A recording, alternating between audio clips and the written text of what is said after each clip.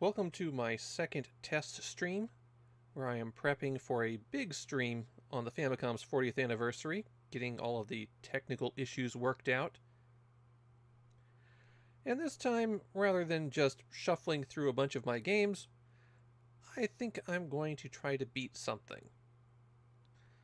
But what to play requires a little bit of explanation. We're going to jump back to the very first days of the Famicom.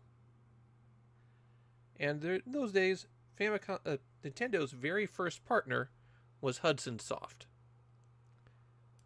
Hudson made Family Basic for Nintendo, and that was included on the Sharp televisions as well. And that resulted in Hudson being the first third-party licensed developer for the Famicom. Good evening, Awesome Panda. So Hudson also made games specifically for Nintendo, including porting some of their computer games. But what happened is Nintendo also gave Hudson permission to port some of their games to computers. And so, for that reason, I will be playing Donkey Kong 3 Daigyakushu, a not quite port of Donkey Kong 3 that gives it stage progression, an ending, and turns it into Galaxian.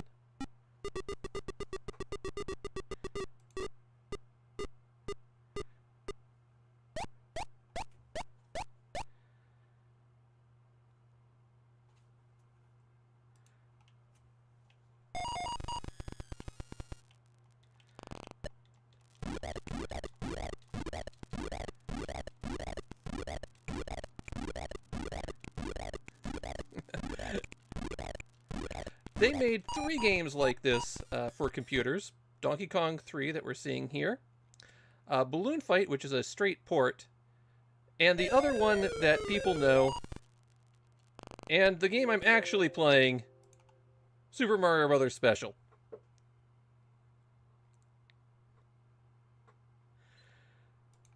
Perhaps the worst Mario game, or the worst official Mario game. I think the only one that could even come close is Hotel Mario, and I think I like Hotel Mario better. So, before I get started here, I'm giving myself 3 hours to complete the game with. I know how to play Mario Brothers. This should be easy, right?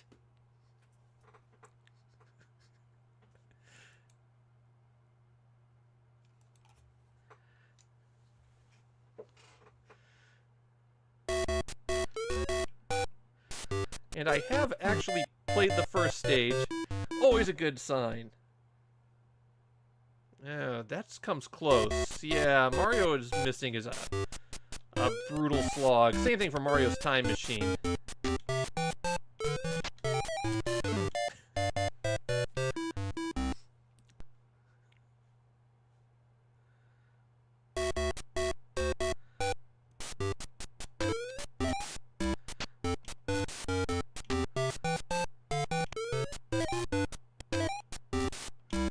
Alright, will I get past the second screen this time?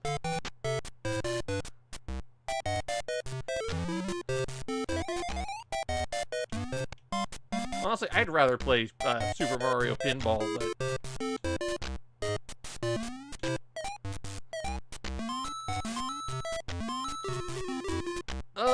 The Lost Levels is better than this, by far.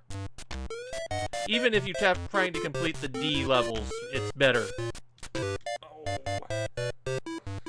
Why was that getting stuck? Off to an auspicious start.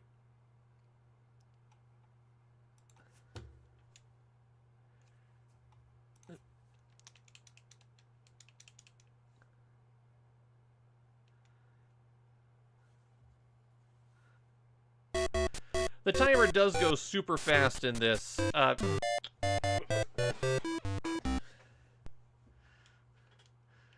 You have barely enough time to complete everything if you go fast. I am running this emulator at the 4 megahertz machine.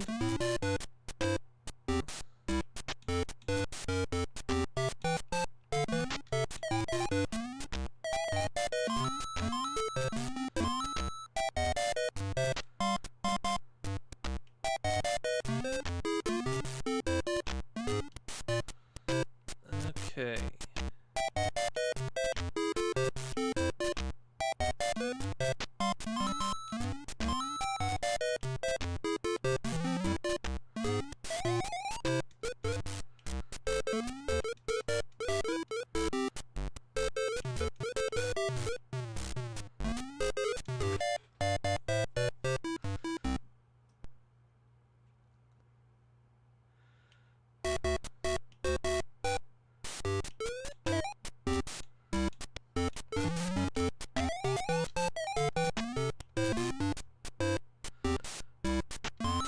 I hope for my sake there's a continue code that I just don't know about.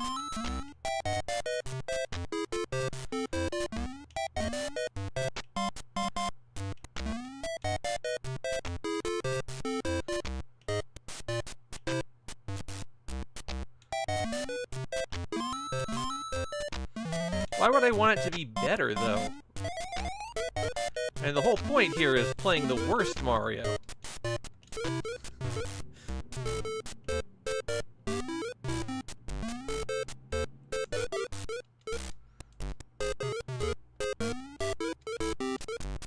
Okay, there's a star under here because I played the first stage before, but I am going over it.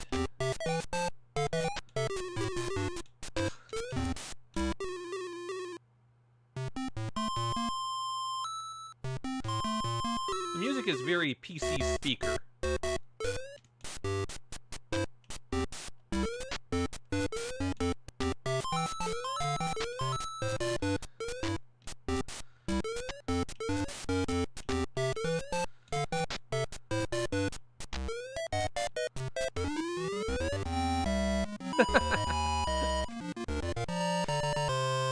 I never had the Great Guiana Sisters when I had my C64. Though I did have Castlevania.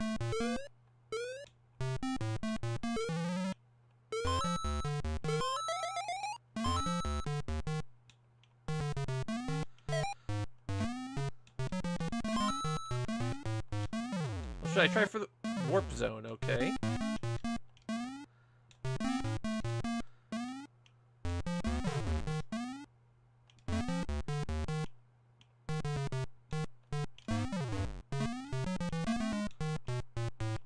I feel like this is a trap. Okay, we're just gonna go for it.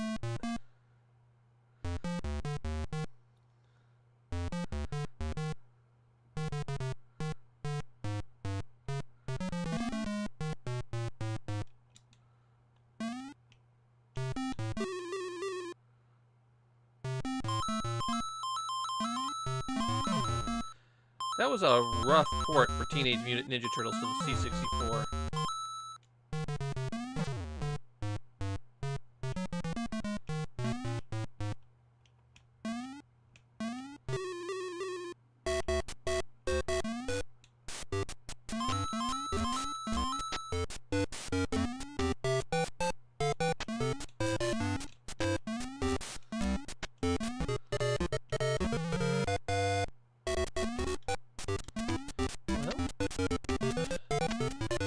Nope, we don't have enough time to try to get the controls to work right and grab that fire flower.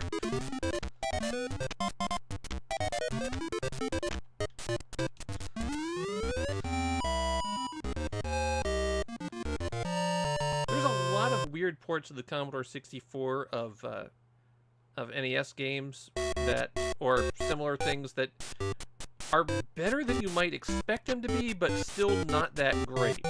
Like, I had some of the Super Scalar ports.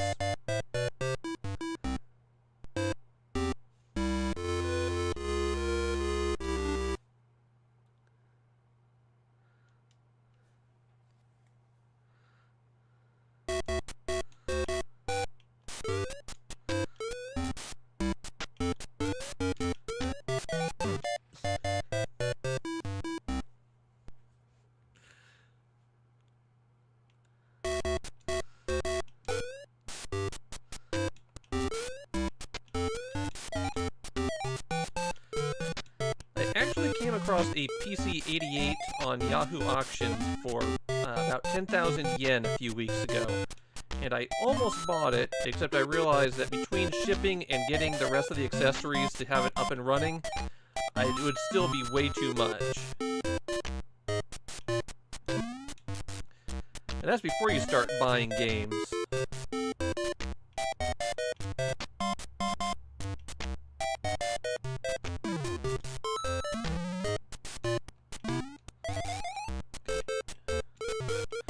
We need those coins.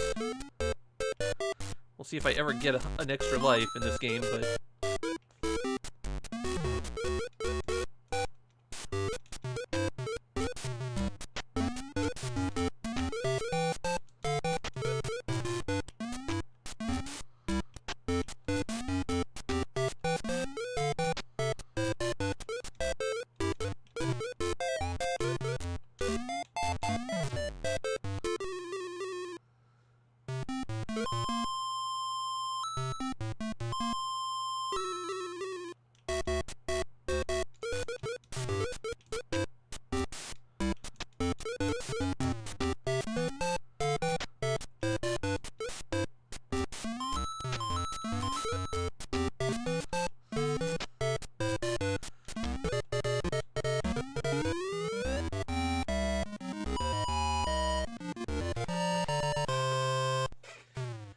Weird and wonderful, you're not missing much so far because I'm going to keep getting sent back to the beginning. Go on the top. Try that. This is the PC-88 port. Yep. The infamous PC-88 port.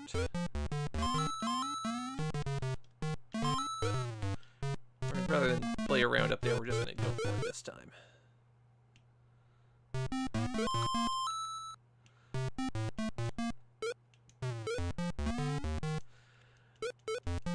Yeah, one of the reasons I decided to go for this one was because it's a game that very few people have beaten. It's looked at, people can't get past the first two screens, they give up and walk away.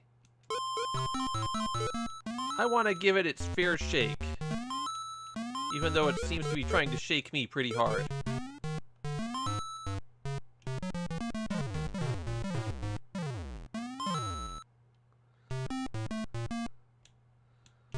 Okay, can I even...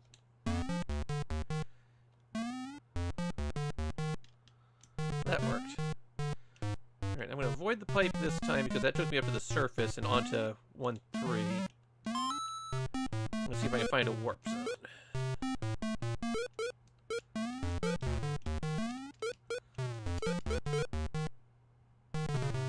Oh, how are you supposed to even do that?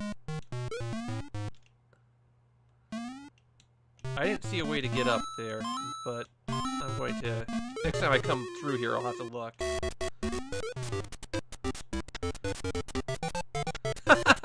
No! No, I won't!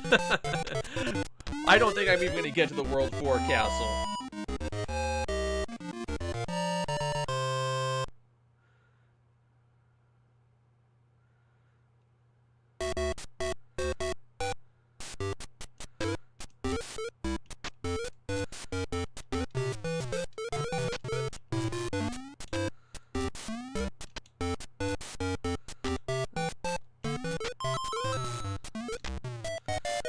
I love the way it has enemies just scroll onto the screen and then off again.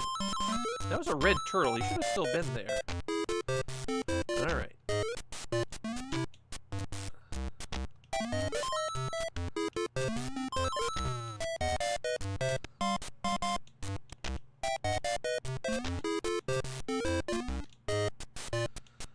Oh no. Moving platform. I actually have to time this one.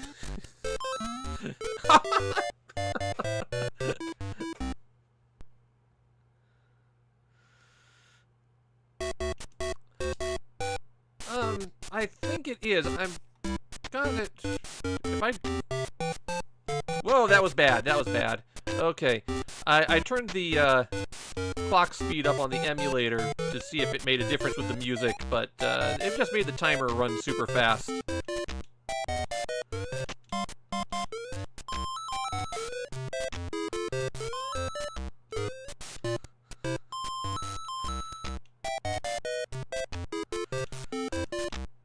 might have. The Game & Watch version's kind of almost playable.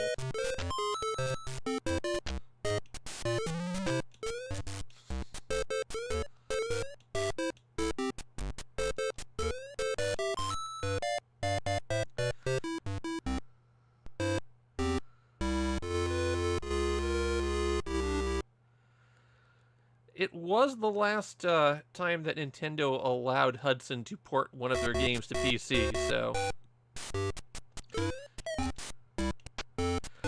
this one has to be an emulator, I'm afraid.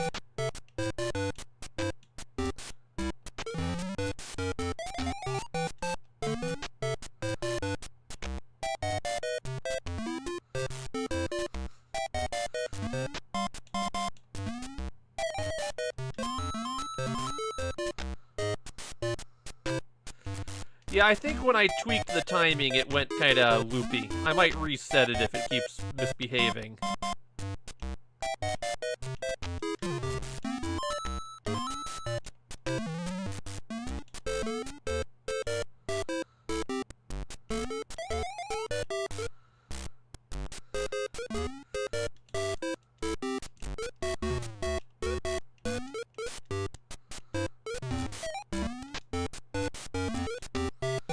Let's listen to the Starman music.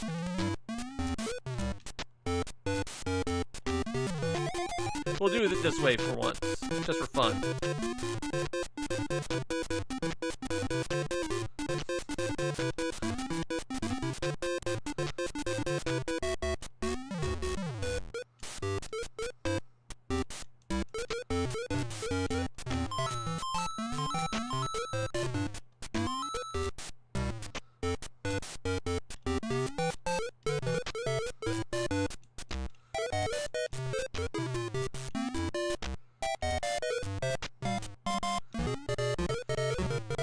I know Rusty don't own it. It's one of those things that I'd like to see a modern re-release of it. Someday I actually have to start importing Japanese computer systems to go with all my consoles, but...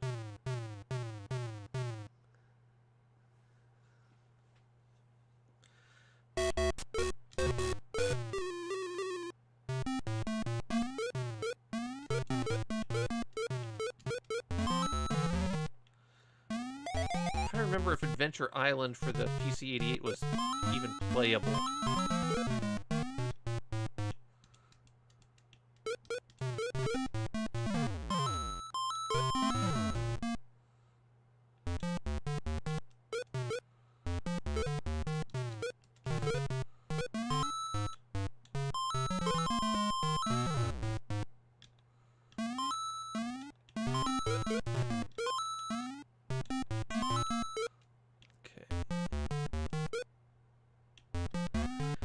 Where they chose to have these screen transitions is just the worst.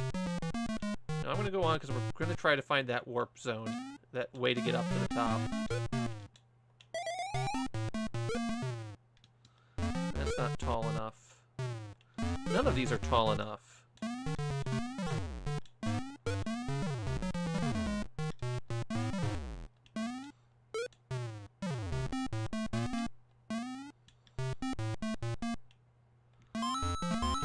Is there no warp zone at all?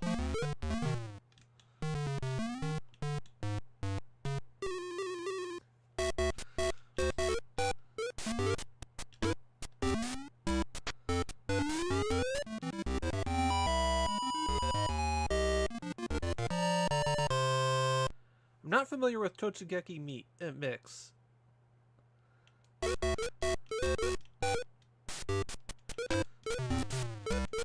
Japanese PC games are very cool and also extra obscure, even for weirdos like me.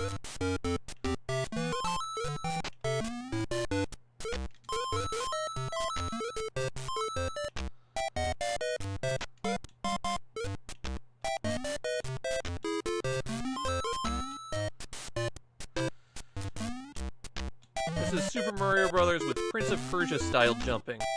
You gotta hit the button before you get to the edge.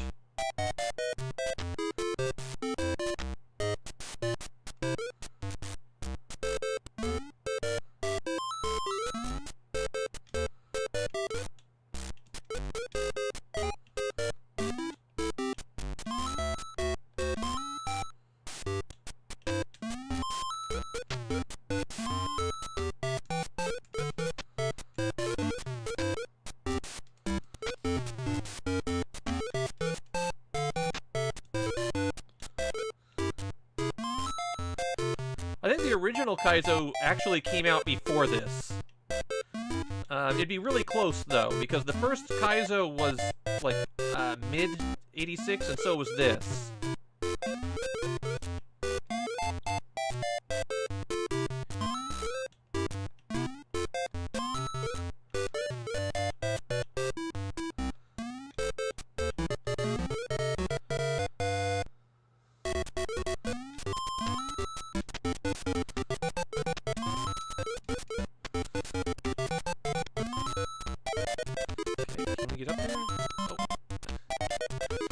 Hey, now that is a Kaizo block. Oh well, gotta go.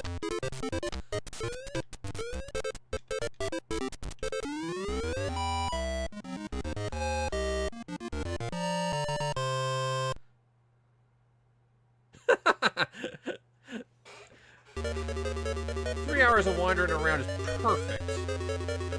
Okay.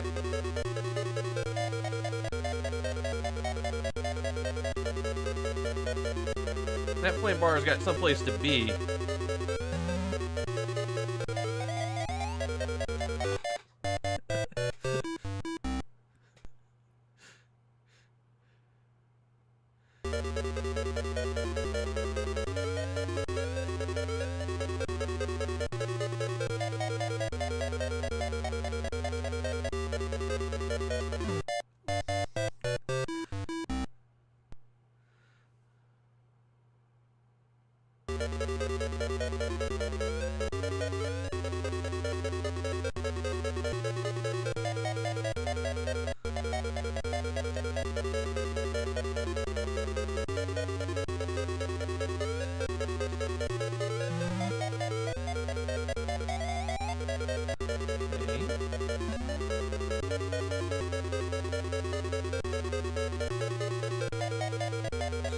No.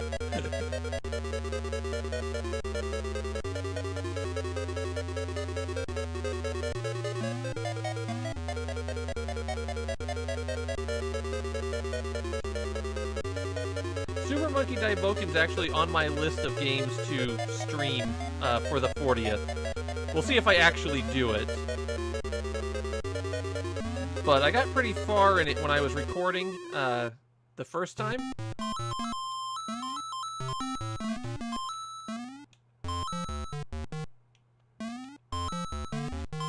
So it's doable. I would be playing with the guidebook in hand, though.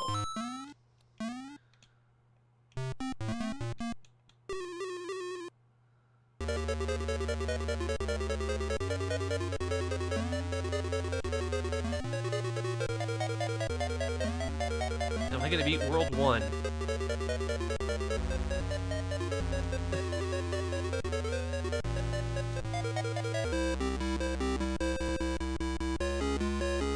Another castle?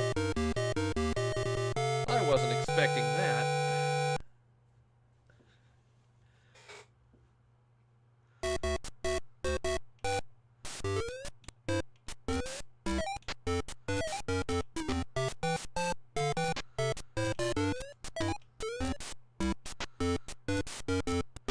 This almost looks like the actual world, too. Oh, great. Saw that one coming.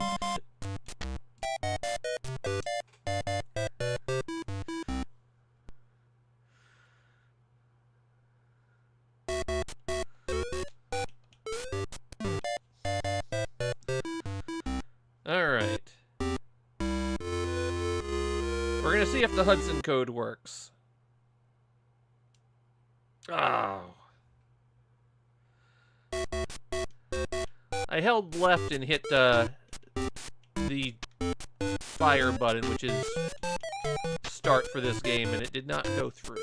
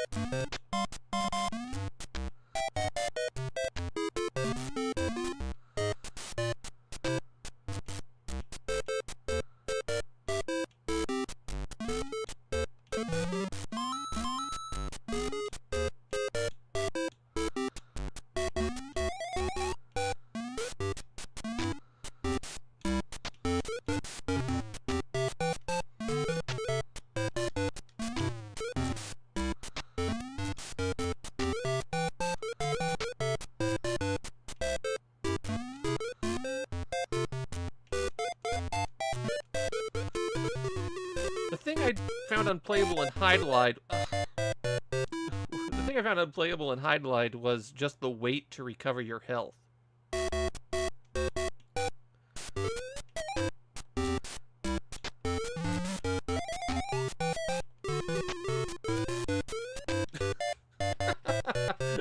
Well, that went perfectly.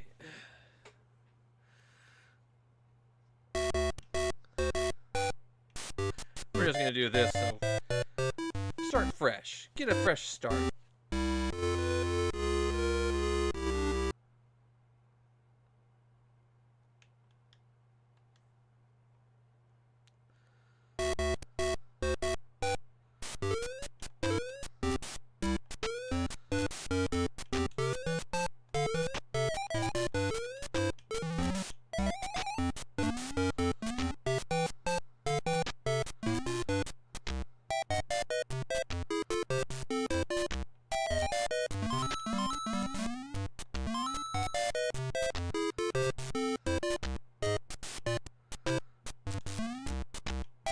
I have to look it up. I believe it was about 5,000 yen, if I remember correctly.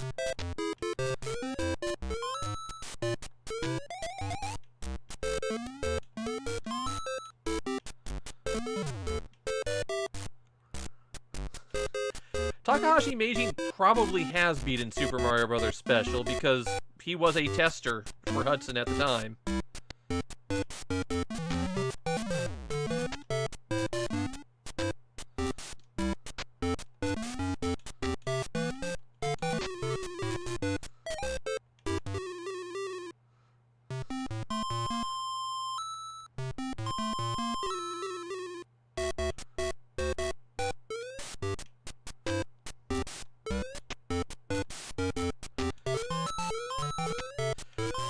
If you haven't seen the animated movie that Hudson made based on Star Soldier, it is amazing. Takahashi Meijin is one of the major characters in it, but all of the testers at Hudson test their games dressed in costumes appropriate to the game. So there's a guy testing a World War II flight simulator dressed as a World War II era pilot.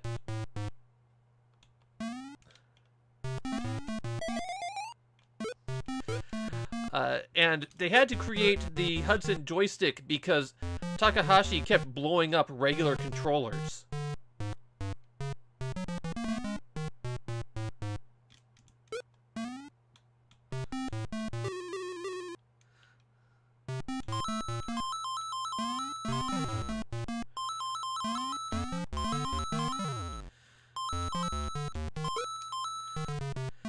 The weirdest thing...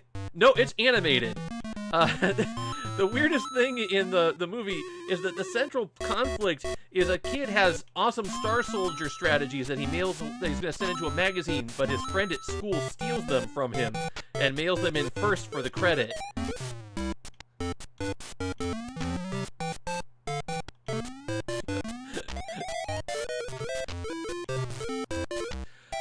I have a special Takahashi Meijin video that I'm going to break out for the 40th as well. It was actually part of the Famicom 20th anniversary DVD set.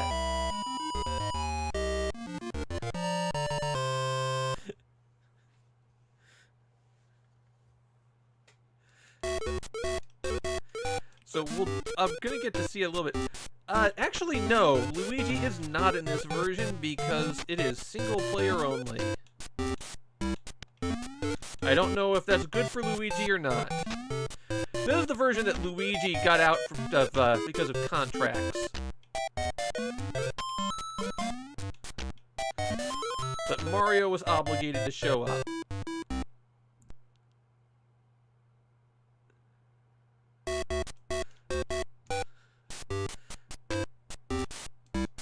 Oh, you don't need to rewatch the movie. It's garbage. It's just crazy garbage.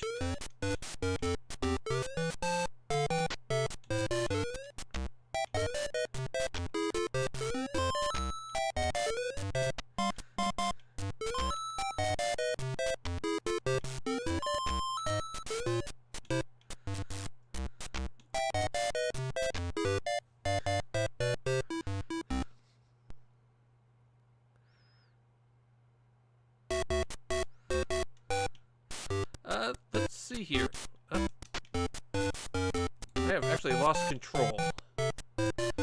Let's pause that for a moment while I get this sorted out.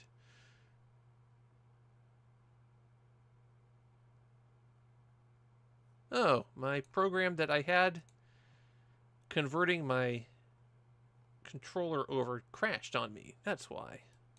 Okay. There it goes.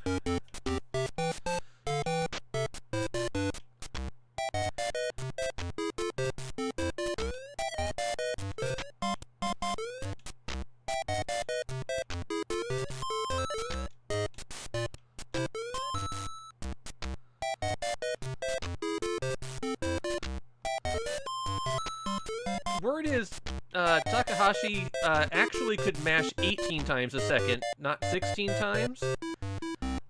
But he couldn't do 18 consistently. So they always, you know, just said that he could do 18. Only do 16. Plus, it's kind of computery. And then when he was on TV doing appearances and mashing the button, you know, he could go faster than we go, whoa, faster than even you.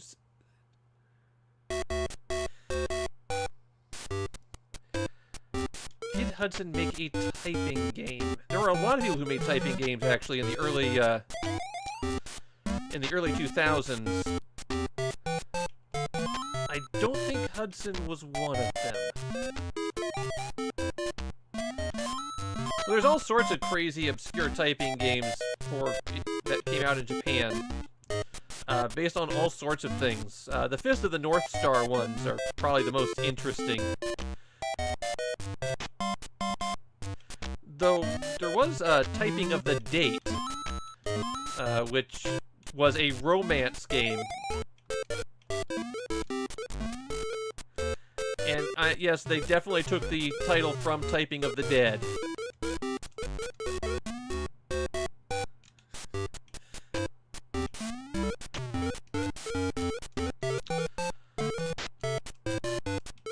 That's pretty good. I think I can only do about 12. I keep meaning to get one of the reproduction shooting watches. You see them come up from time to time, and they're not too expensive.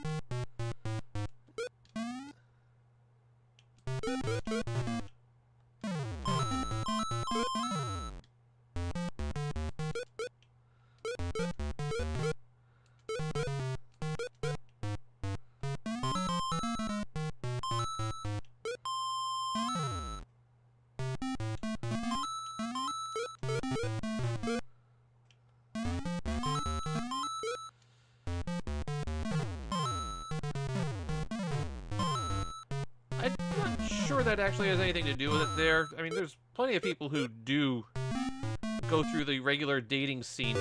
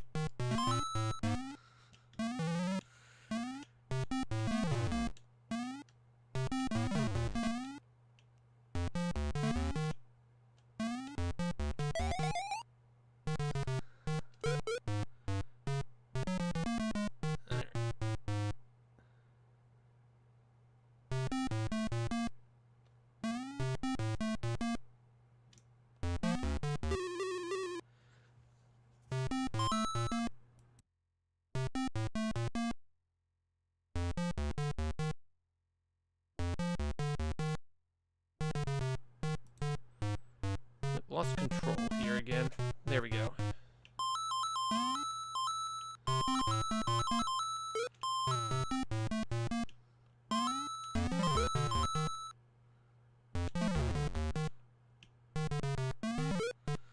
I think I have to have a continue to have a last continue.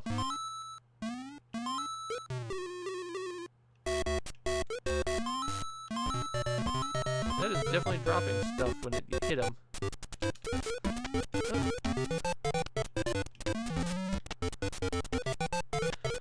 I'm not sure any reasonable person has ever beaten this game before. Also, I haven't.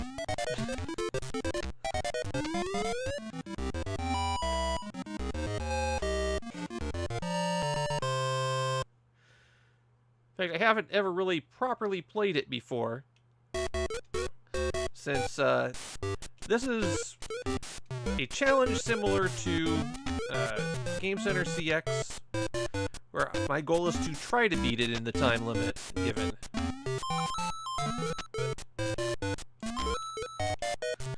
No matter how much pain it puts me into.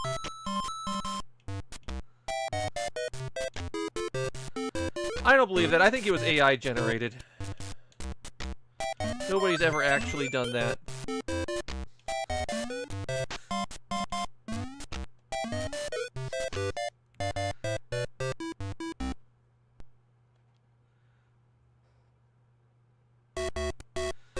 Okay, I can turn that down just a little bit.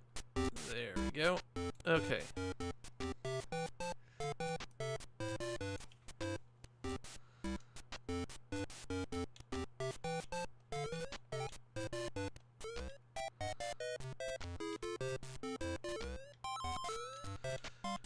The annoying thing is I just got back at 10 o'clock last night from traveling because my flight was canceled and delayed over 24 hours.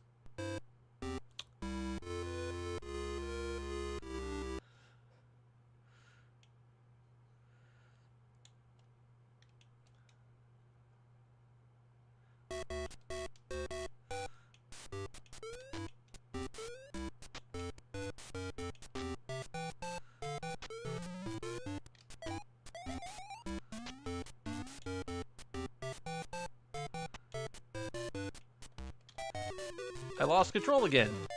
Okay.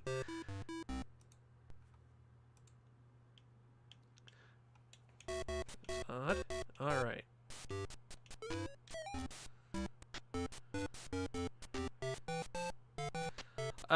No, I traveled to Vegas for work, and it was on the way back that I ran into serious trouble.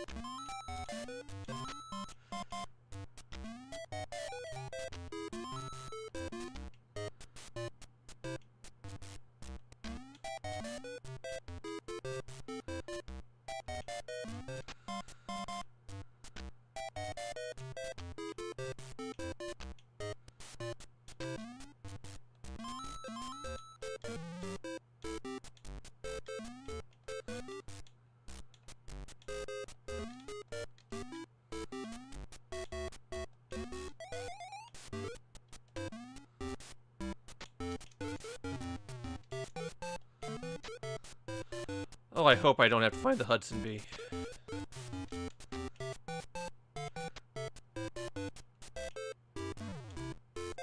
No, I want the coins. I was debating taking that star again, but...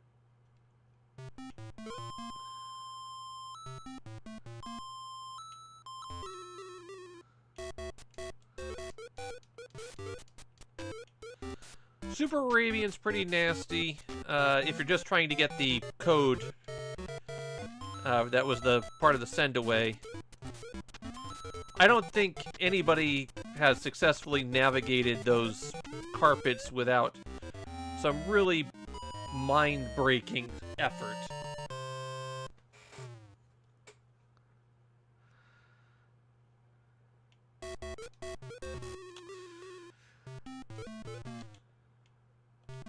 Silver Surfer did not make it to the Famicom. Let's see. Probably the hardest Famicom games to beat are the ones that are just annoying to play. Like, one of the RPGs that requires you to grind for 3 hours before you can get to level 1.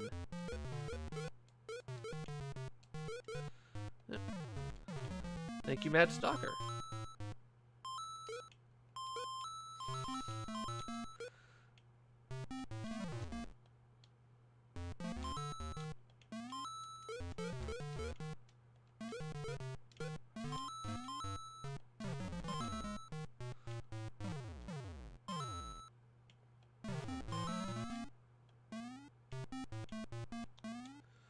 Okay.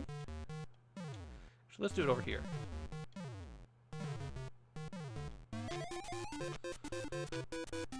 Not that it's going to get me anything.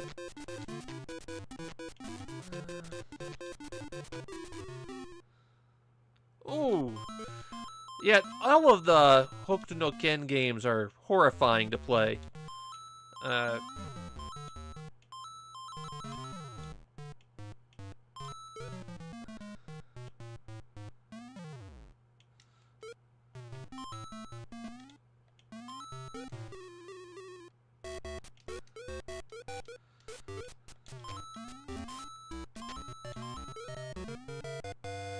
I will tell you, Silver Surfer has a reputation in Japan.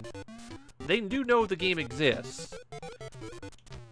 There is a surprising amount of knowledge that Japanese retro fans have regarding US games.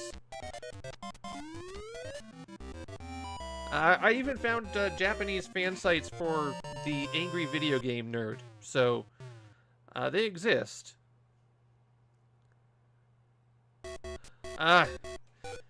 Good luck getting, which one was it? Ego Macon.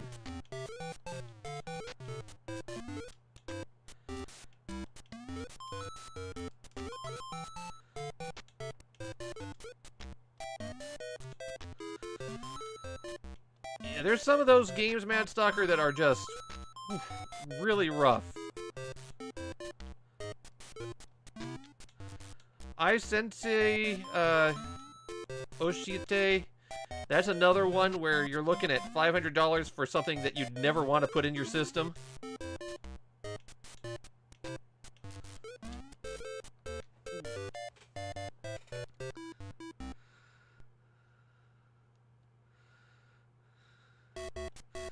I can confirm that the controls are awful.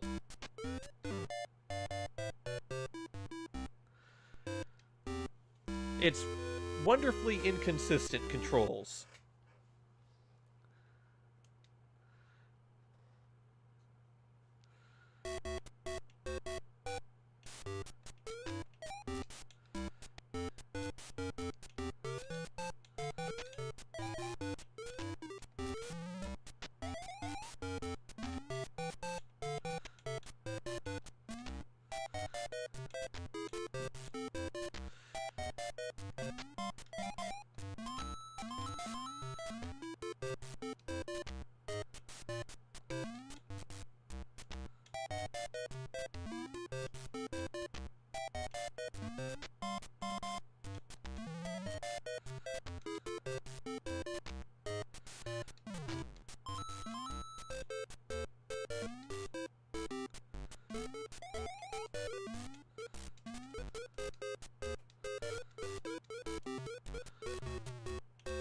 Oh, you're going for tailor-made as well? That's... yeah, now you're really starting to get pricey.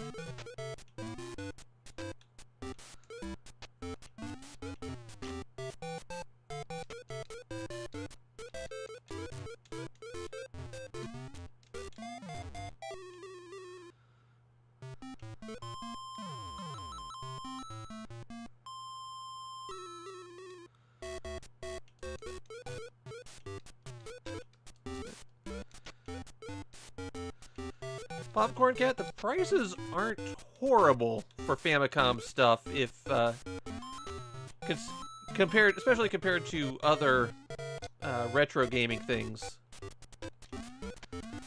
You can still find original Famicoms for under 4,000 yen without too much trouble.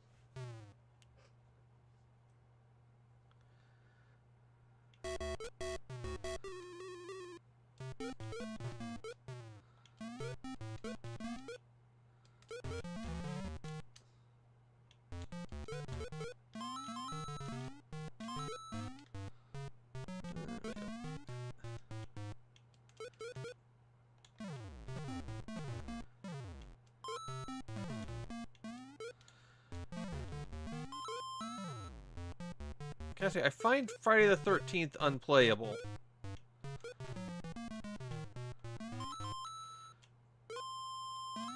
I haven't bothered with the Nightmare on Elm Street game.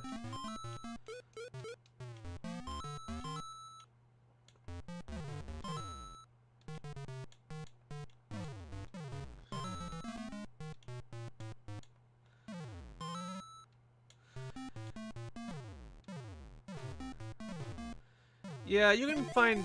Bugtail isn't hard to get for under 100 yen.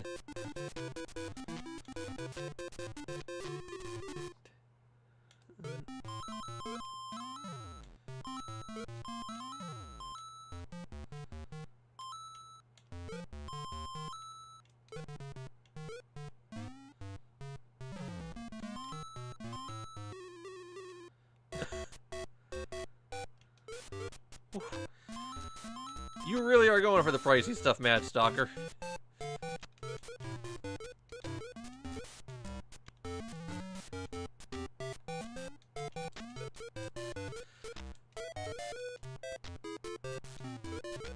Have you gotten the storybook version of the Muscle cartridge yet?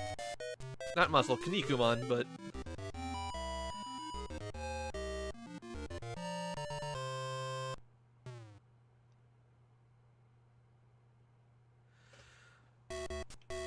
Wonder, my feeling is, as long as you're enjoying the games, there's no wrong way to do it.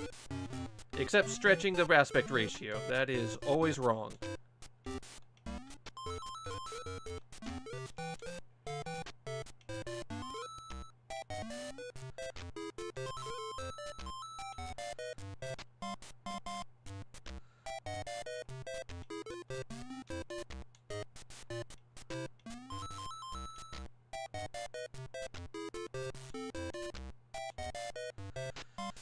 Yeah, I kept trying to like Bugtail Honey, but oof, it is rough. They really don't want you to like it. Okay. The meanest jump in the game.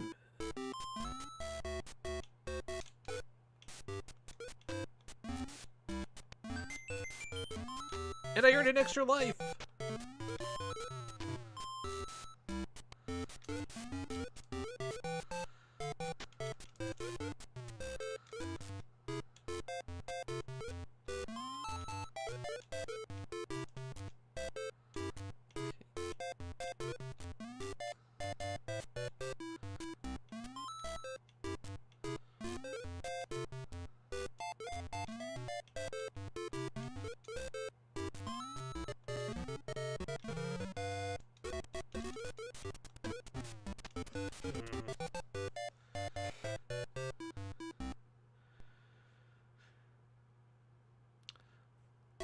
I've got a complete in-box copy of Magic Knight's Ray Earth US version. I paid an entire $20 for it. I also bought it when GameSpot was clearing out their Saturn stuff, so...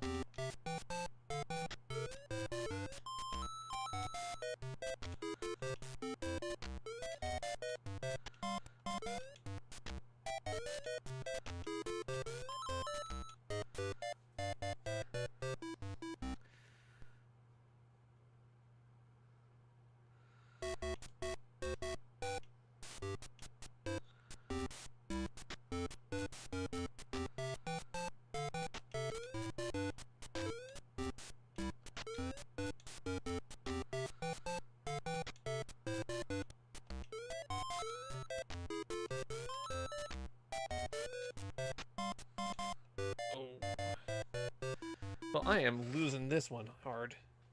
That's a real choke here. Okay.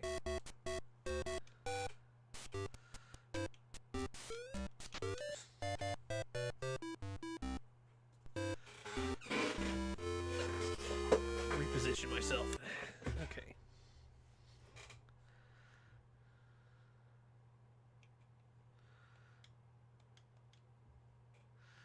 I have a lot of games... Wow, that was an interesting noise. I have a lot of games that...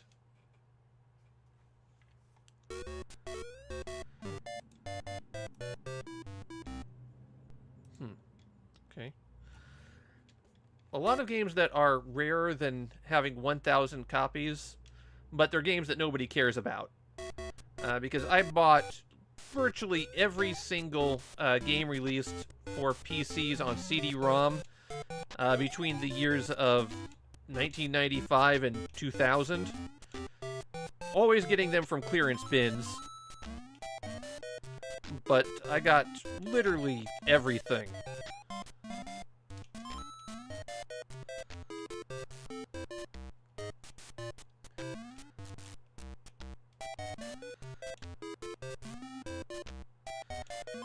So if anybody wants to know about how great Flesh Feast is, it's not. But also, why would anyone ever want to play that?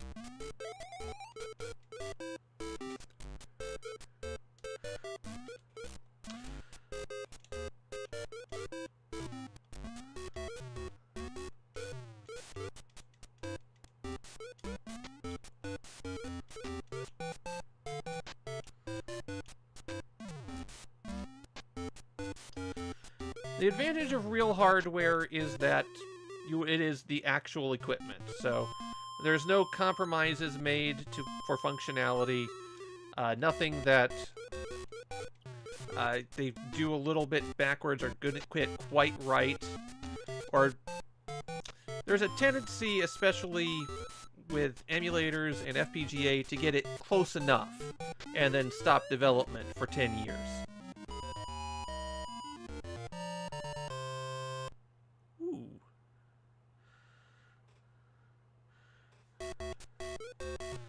You're thinking of Mindseeker Wonderbook.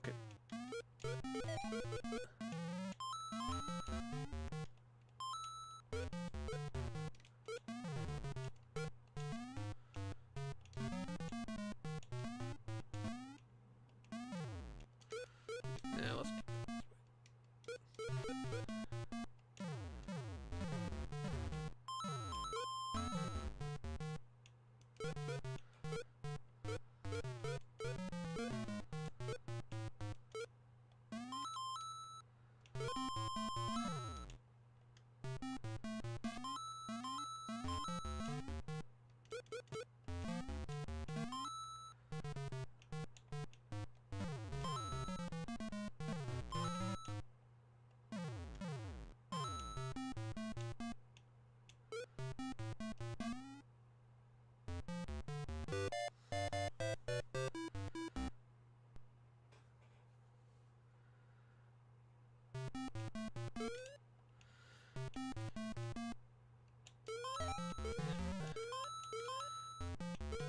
In terms of weird accessories, I actually just got a turbo file, finally. A turbo file 2, specifically. So I can finally play those wizardry games and transfer all my characters around.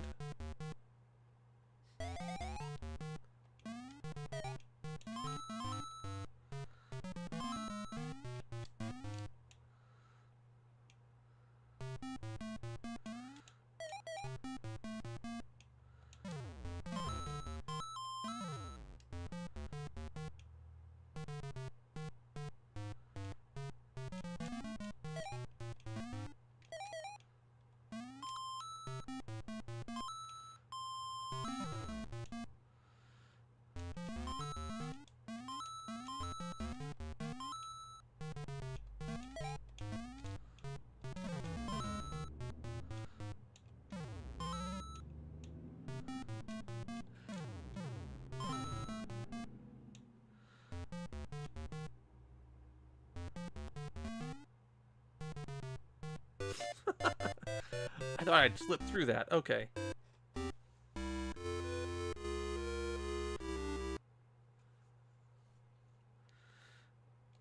Very true. I think I've got about 3,000 games total, somewhere in that range. Maybe even a bit more than that, now that the Famicom's complete.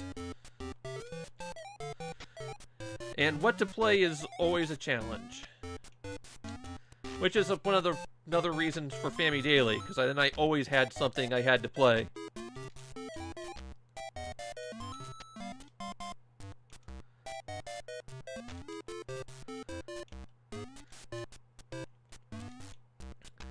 ASCII, besides making the turbo file, actually made a couple of expansion cartridges for Best Play Pro Yaku that plug into the turbo file. So there's, oddly enough, 2 baseball series on the Famicom that have special expansion cartridges just for them.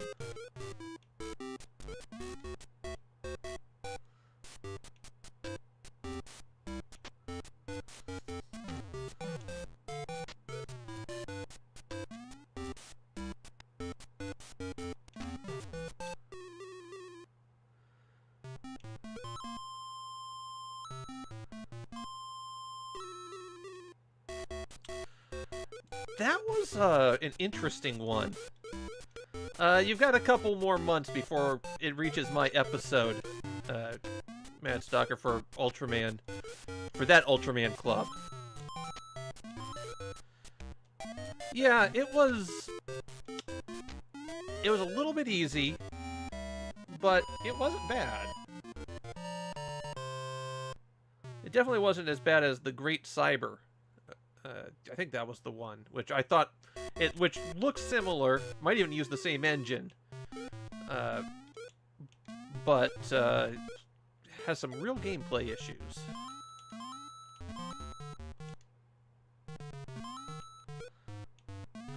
Are you missing the normal one? The very first one without new data? Because I had a devil of a time getting it because everyone kept sending me new data copies.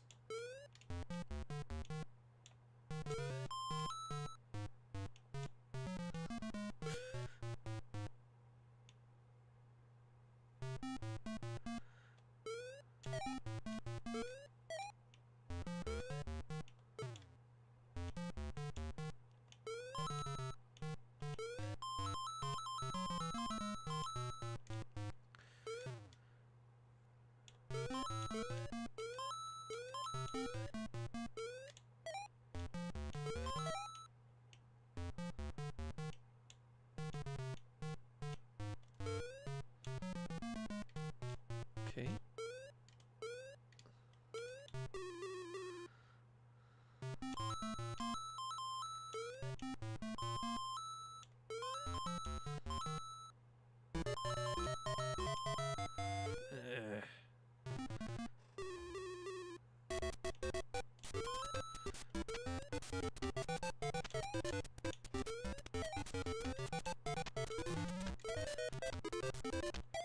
I'll say that was totally planned there. All skill. Definitely not luck.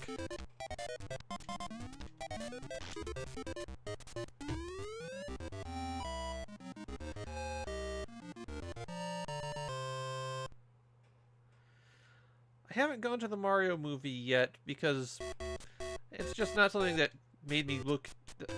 that got me interested. I need something more than...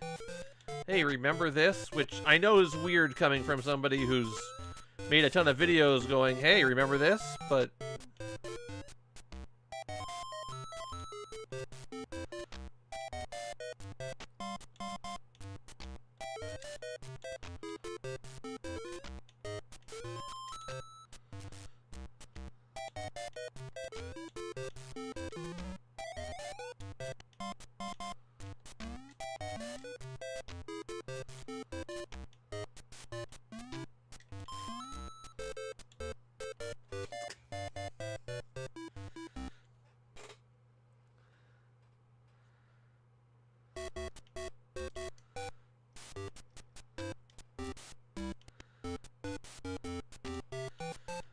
Yeah, the favorite developers are probably the easier ones to complete because they had the popular games.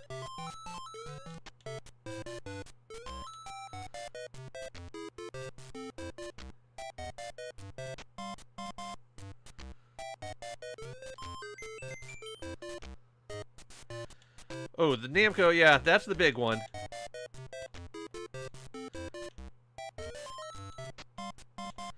I hope your last 2 games aren't Family Stadium.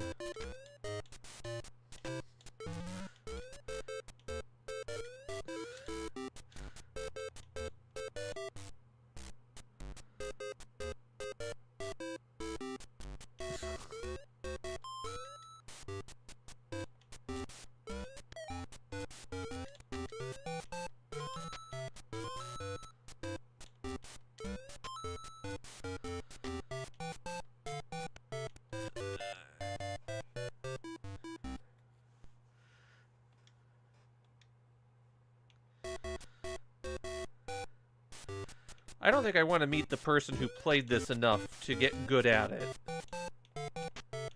That's gotta be horrifying. Although there probably were some kids in Japan who had the PC-88, but not a Famicom, because their parents would go, "We're not buying a Famicom, you already have a computer." And they had to play this.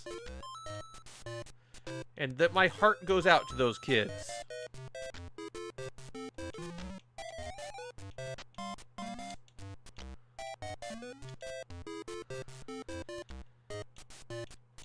Top Striker I've seen around a lot, so I hope you don't have too much trouble finding that one. I remember Dream Master was a bit of a problem to find even cartridge, though.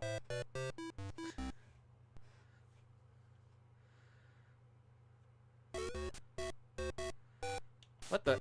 Stop! What are you doing, Mario? No!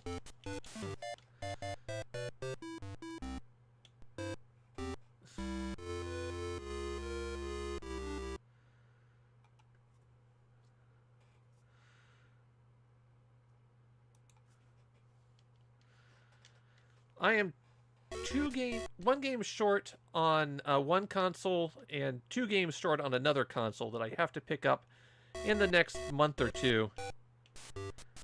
So if anybody knows where to get baseball for the cassette vision, not new baseball, just baseball,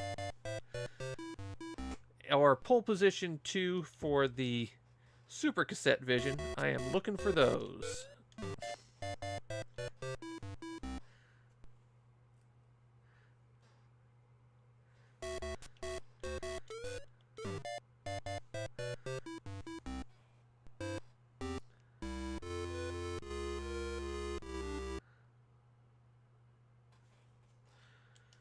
Oh, there were some terrible DOS platformers.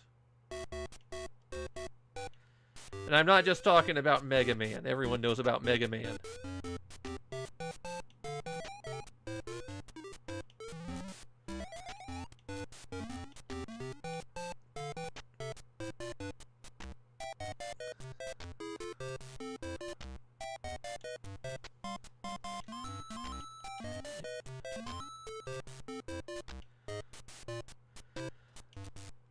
Oh, I don't think I could trade my collection for gummy bears because I wouldn't be able to eat enough gummy bears to justify that.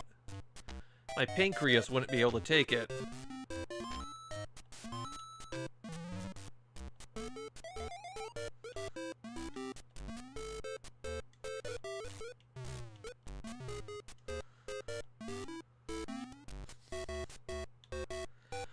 Yeah, Circus Charlie's weirdly hard to find.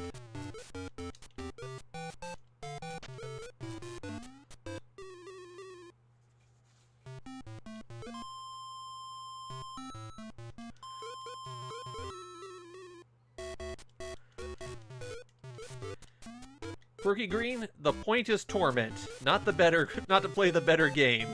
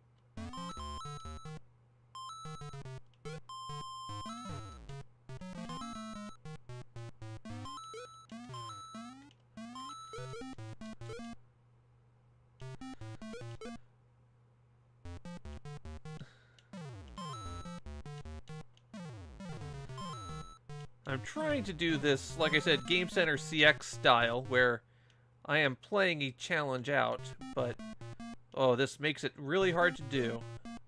I am a lot more impressed with Arino's dedication at this point than I was in the past.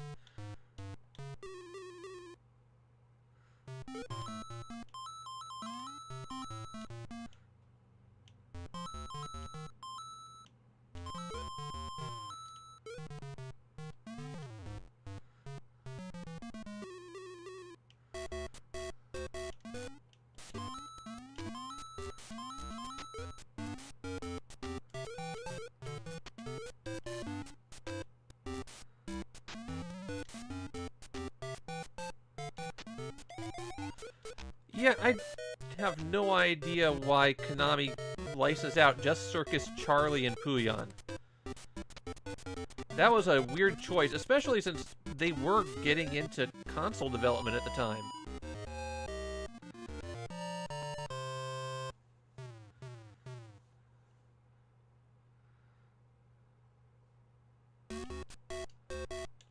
No.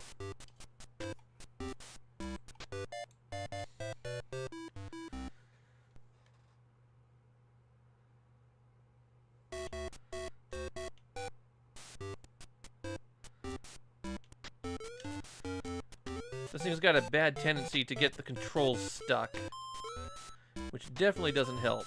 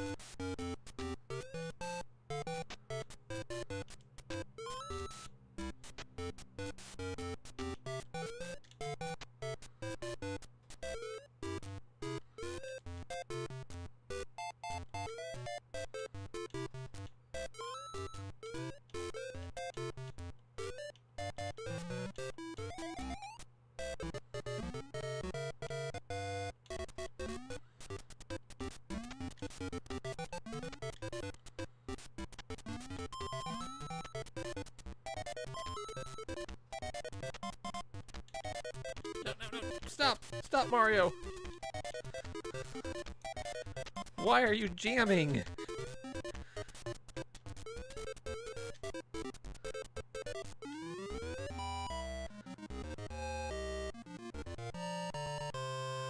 I have the one detach game. Well, I have the Dragon Ball Z detach game, but the person included cutouts from these magazine exclusive scan codes and moves, so I can use those. And I also have one other one which shows up in a video, and was a horrible purchase because I bought it in box thinking that it'd be come with codes, and this was the one detach game that didn't.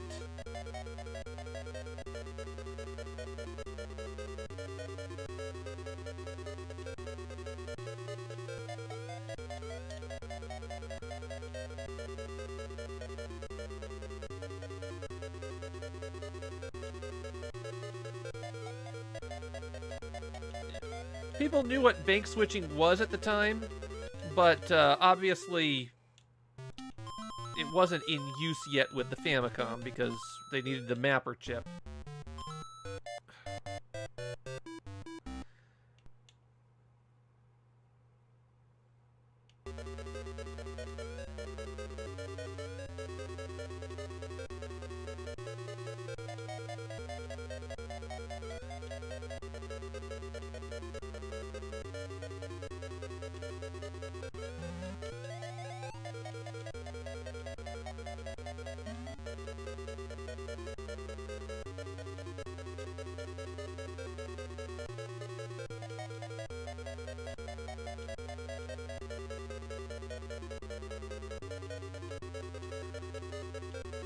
I love the fact that in Portopia they actually cut out text so that they could eliminate characters from the hiragana. Not use a full character set just because they were so out of memory. Yep, I've got the Barcode World complete and Barcode Battler 2. Neither was worth it. And I didn't pay anything for it. I think I paid 1,000 yen for each of them, complete in box for both. And they were not worth it.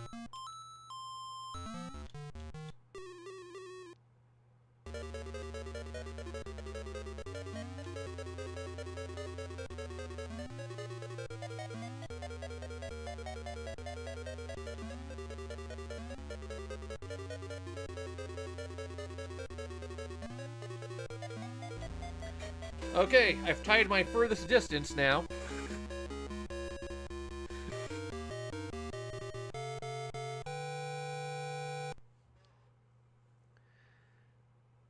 Yeah, if I didn't get the working Barcode Battler 2 set up, then the video for Barcode World would have been awfully boring.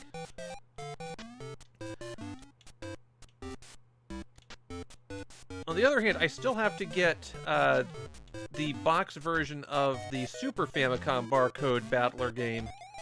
Or the first one there.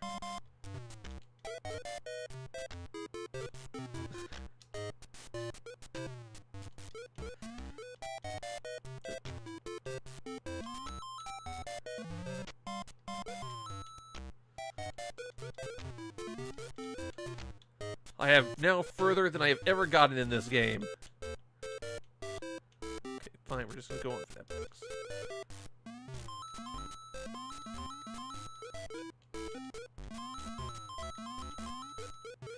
They really don't give you enough time to try to poke around and look for extra lives.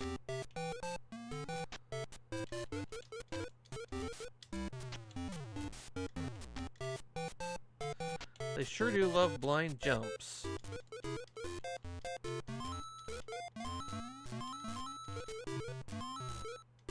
You know what? I wonder if the beanstalk, that's what I was looking for. Can I get up there now?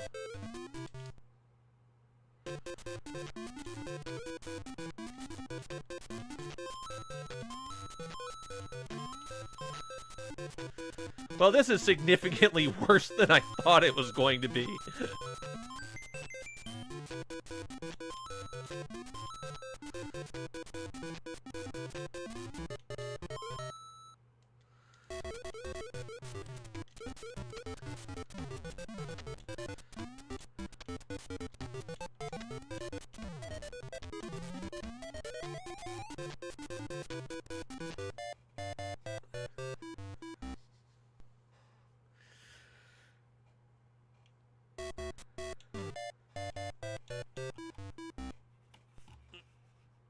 Do this again unless I stop it there. Okay.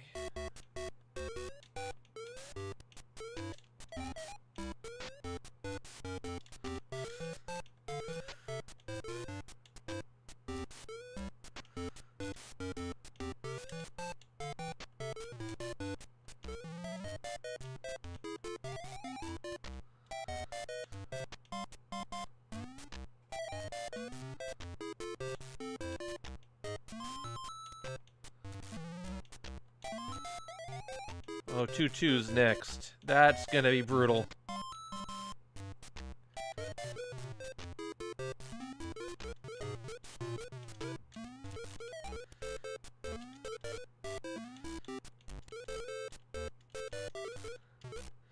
Does Project Egg have that one, Mad Stalker? I mean, not obviously you want the real one there, because you're collecting them, but there's a few really weird and obscure compile games that I've been meaning to pick up on Project Egg. Because they've got a lot of distinctive things.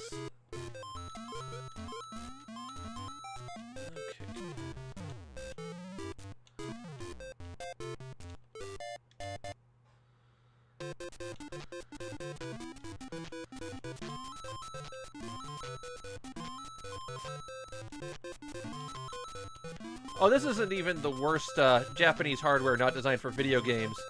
There's some Namco ports to a computer that can only display ASCII. They ported Xevious and Mappy to it. And it's amazing that they exist.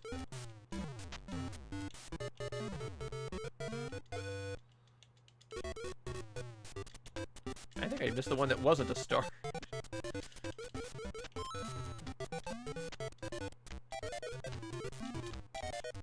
Oh no. I think I'm doomed here. Mario's arch enemy. Even on the Famicom, these don't work right.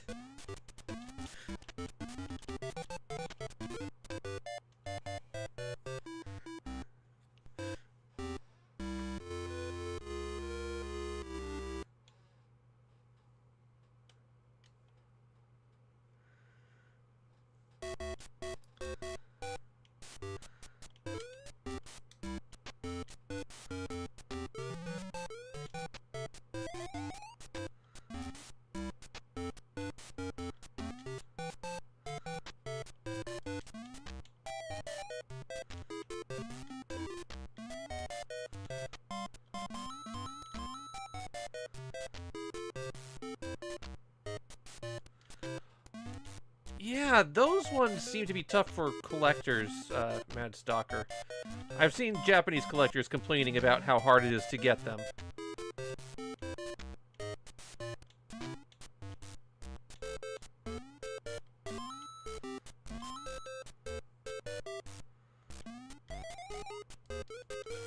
No continue codes, because the world is cruel.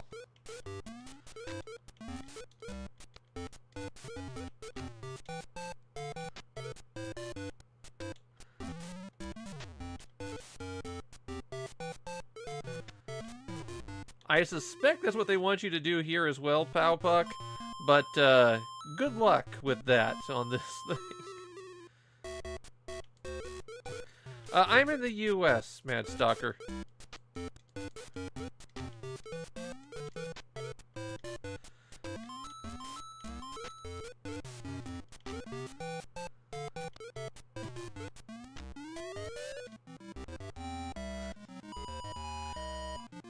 Oh, you missed it, Weird and Wonderful. I beat the game, and this is actually the second loop.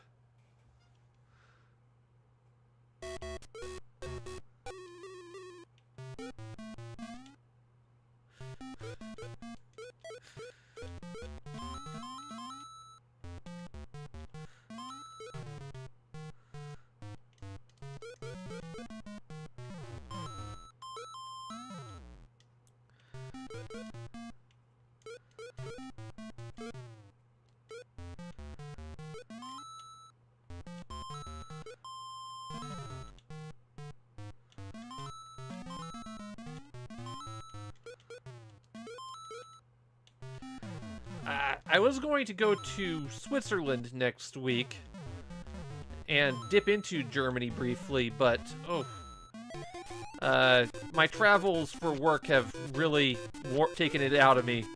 So I'm just going on vacation in the U.S.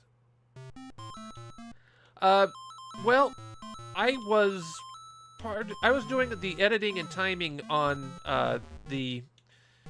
Game Center CX, and because you hang out with translators so much, you go, well, I should probably know at least enough Japanese to get by. So I wound up taking about I took, was it 3 or 4 years in Japan of Japanese in college?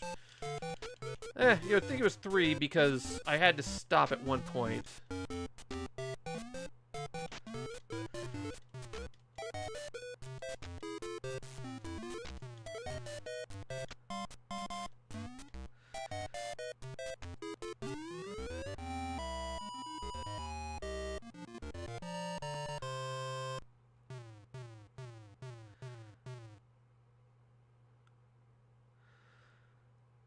So the way I tell people my Japanese is, I know just enough to get myself into trouble.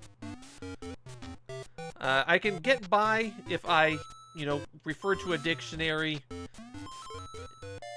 but it's rough, and I know my pronunciation's terrible. I work hard at being better about it, but I know it's still awful.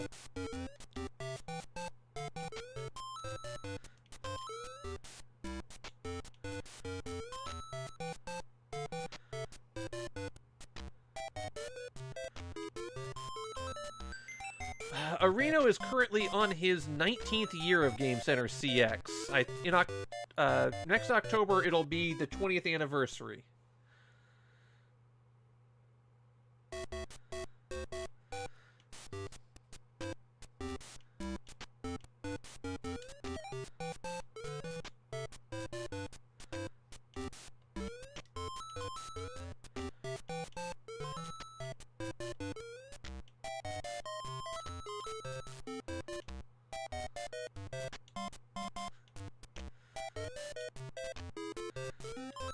I don't think perseverance is going to help me in this situation.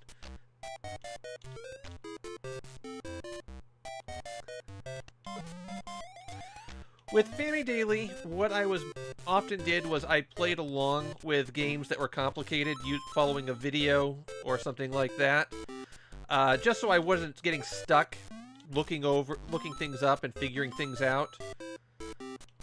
But for a lot of games, I still had to, pull out the dictionary or pop over to gshow.org and look up particular terms.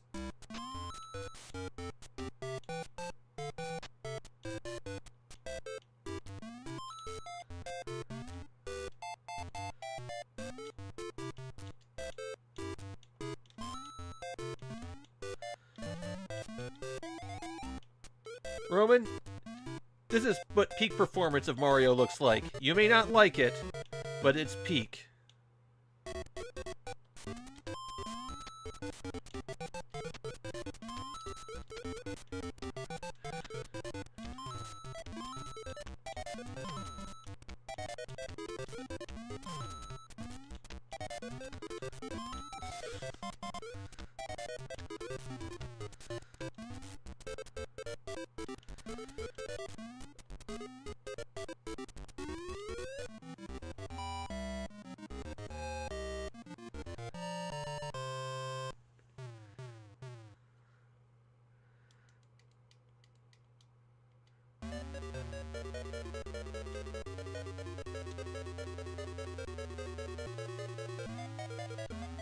I'm using Anti-Micro X to try to translate my gamepad over to this, and it just keeps breaking on me.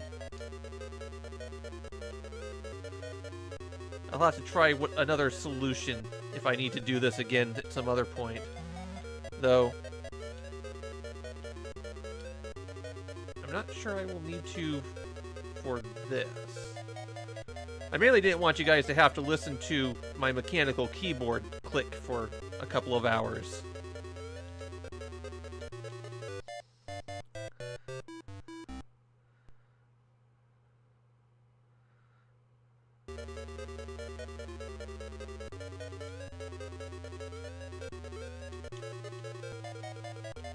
Yeah, my goal was to do a minor in Japanese when I was in college, because I thought if it'd be fun to do something a little bit different.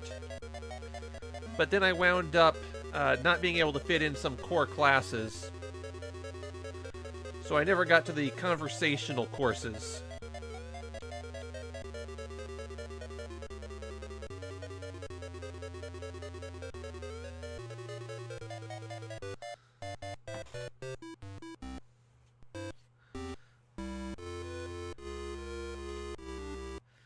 No, I've got an Xbox One controller, though I don't have an Xbox One. I bought it to use specifically with the PC.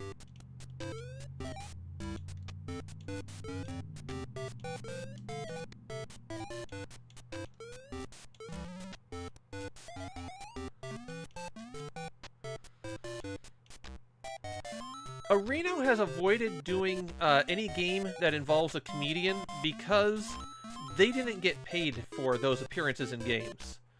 Their talent agency basically licensed their appearance for a game and then took all the money. So Areno's showing some solidarity with his fellow comedians by not playing them on Game Center CX.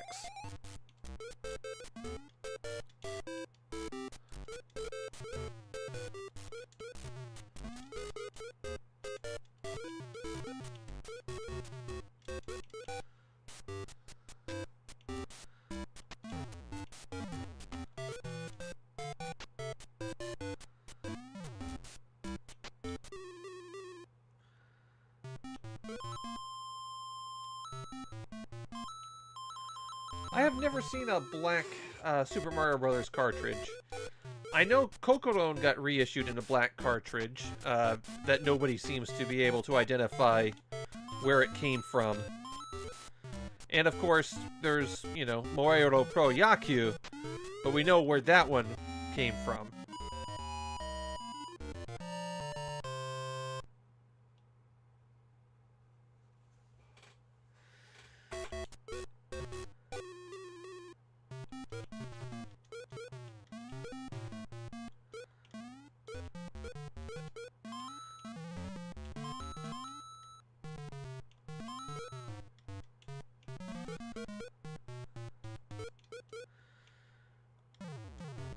I have to wonder if Game Center CX is basically out of Famicom games that they can do.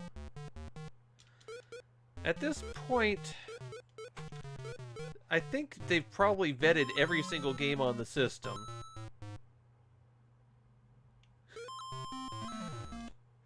Hoshio Miruhito, probably not. It's just too slow. But speaking of slow, Super Monkey Daiboken is an almost definite lock-in for the 40th anniversary stream.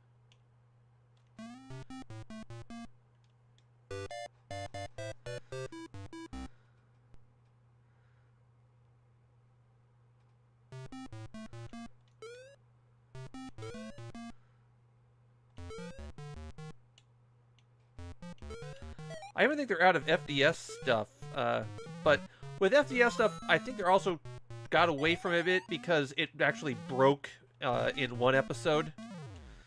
That first mystery game episode that they had with it, it broke mid-episode, and they had to bring out a Wii to complete the series.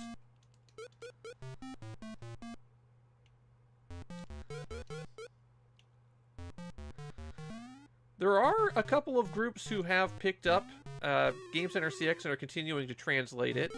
Doing pretty well for themselves. They've got their own styles, but I'm not going to knock them for that. Yep, FDS is coming. I'm going to do it across the course of an entire year. So, almost an episode every other day. A little bit faster than that, but not by much.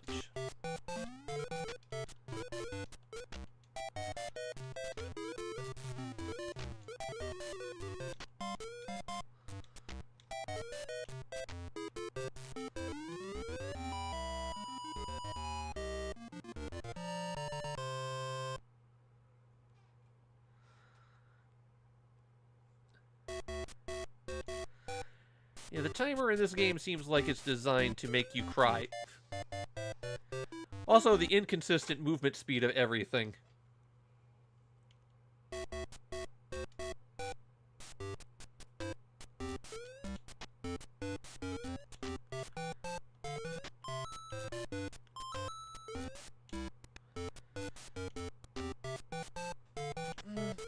I've only encountered one broken FDS game, but that doesn't mean that they're not just getting all filtered out.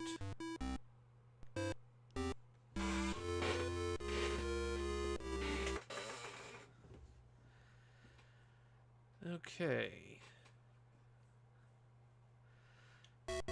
I at least want to get back to the spring wall again and give it one more try.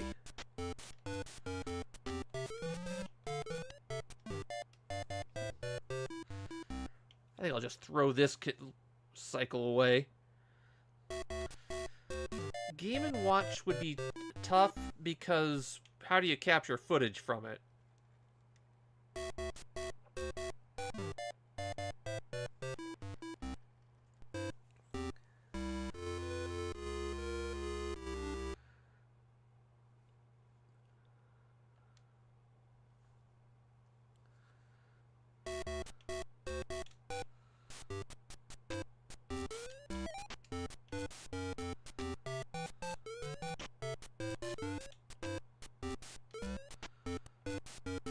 Oh, that's nice.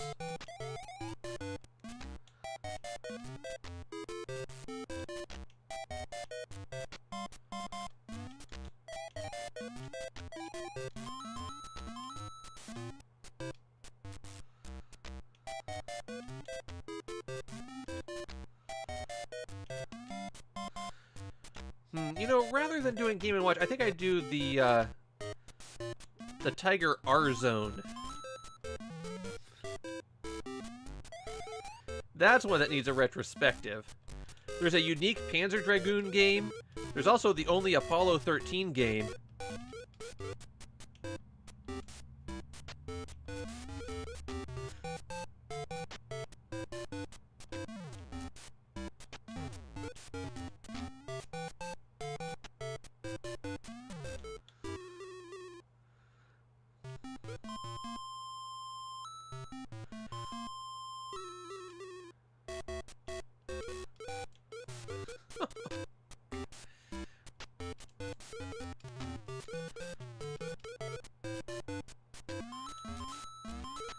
there certainly are a lot of Famicom games that seem like they were designed more out of hate than a desire to entertain people.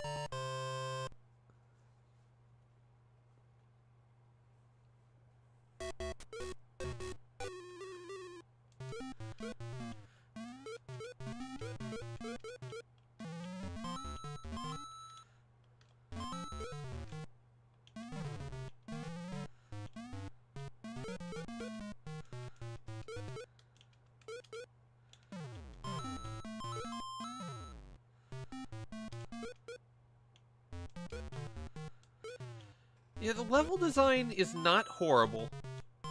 It's actually kind of just about on the level of Super Mario Bros. 2. Not quite as smooth as Super Mario Bros. 1, but... And they're trying to throw a few extra tricks in, but still good enough.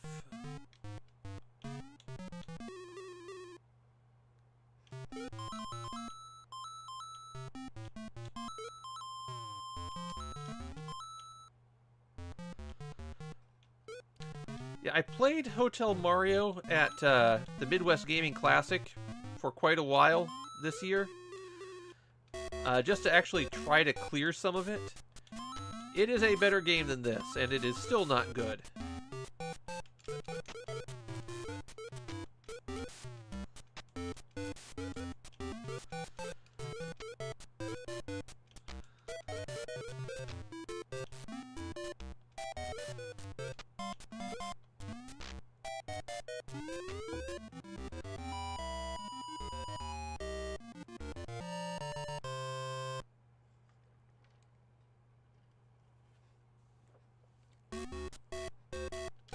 No. Great, it's broken again.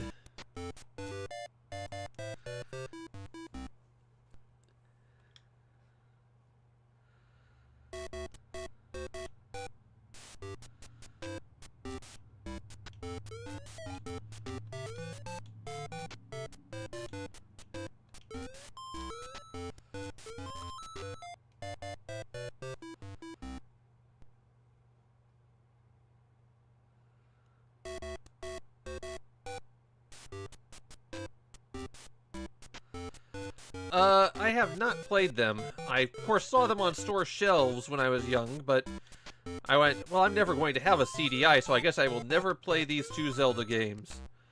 And I stand by that.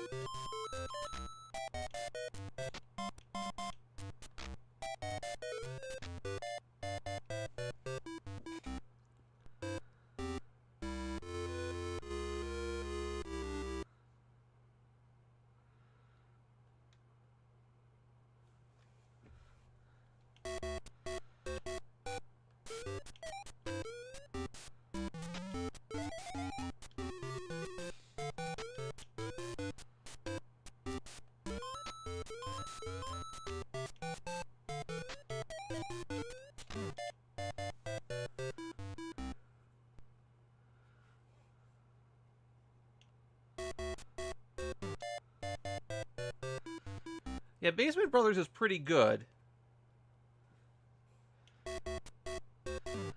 I like their episodes on some of the more obscure RPGs and things like that.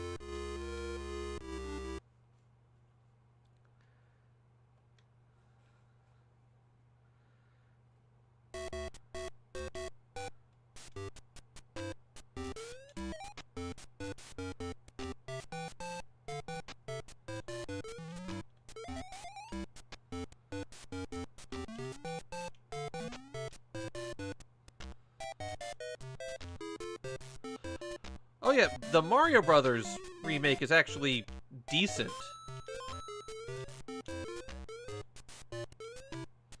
Why are you just bouncing off that brick? Okay.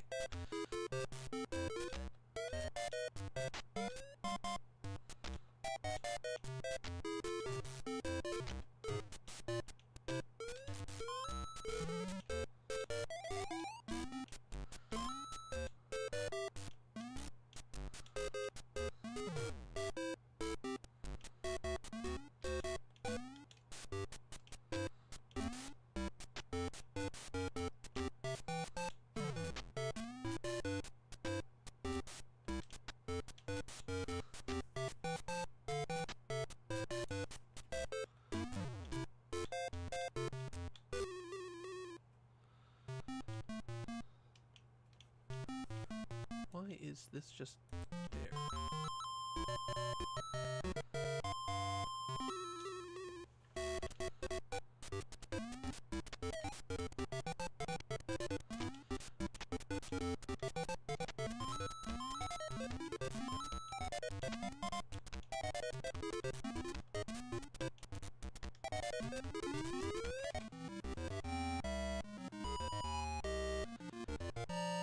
Well, so long, Weird and Wonderful. It's been weird and wonderful.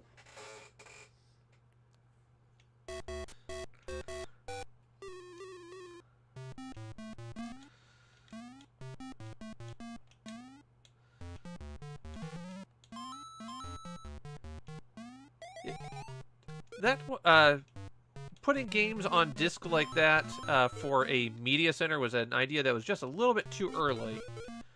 Because I've got a few DVD games. They're not good. There's one of them's even a visual novel of all things. And you just play it in a regular DVD player.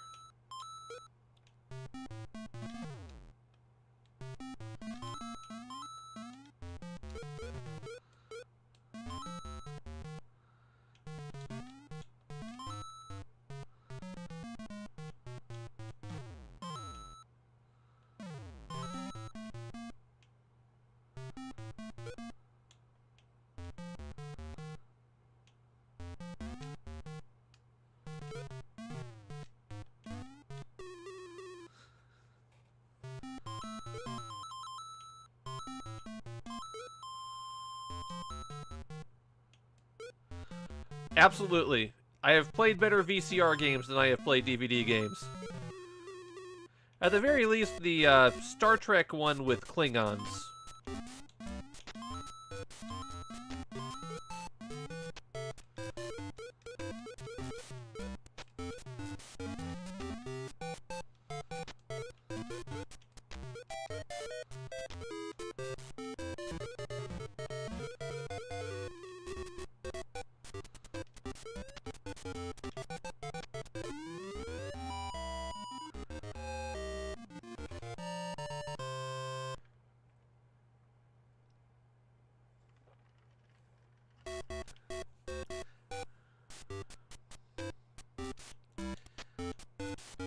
Do Captain Power games tapes count as VCR action games?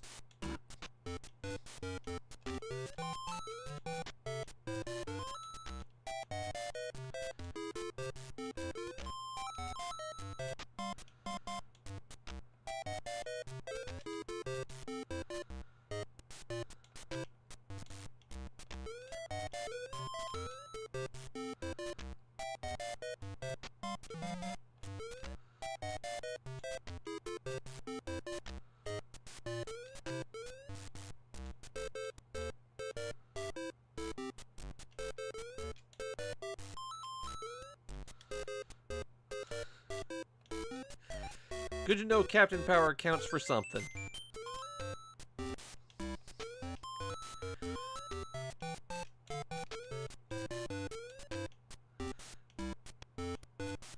That cloud was not a bush.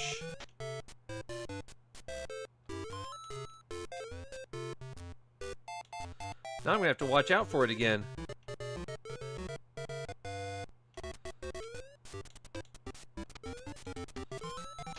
Mushroom if I can here. Oh, can't. Okay.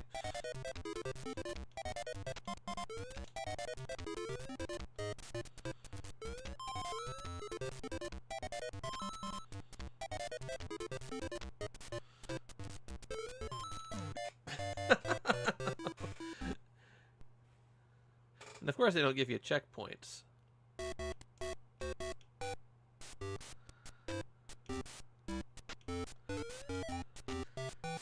I've got to actually get that now. I was unaware there was a Dragon's Lair 3 for DVD, and now I actually have to get that. I'm not even a big Dragon's Lair fan. It's just, you know, you got 1 and 2 and a different one. There's a lot of weird Dragon's Lair games out there that just kind of are there.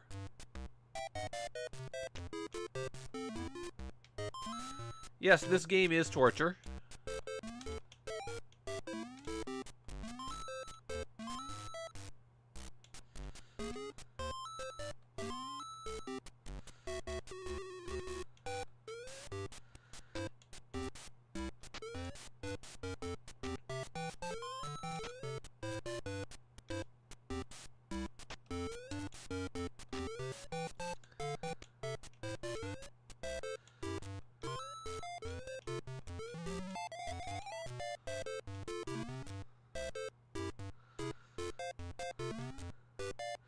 Most people can't get past the first screen for that one.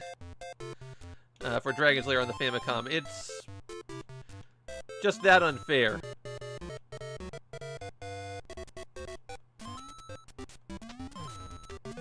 Oh no, the Kaizo block!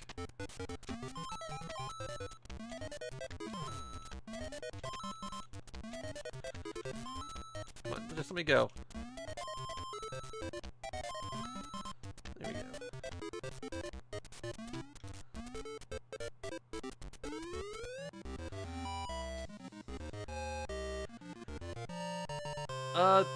I had the Dragon's Lair DOS one that was based on the Amiga version. That is shockingly good. By which I mean, it actually looks kind of like the arcade game, despite being, you know, an EGA DOS game.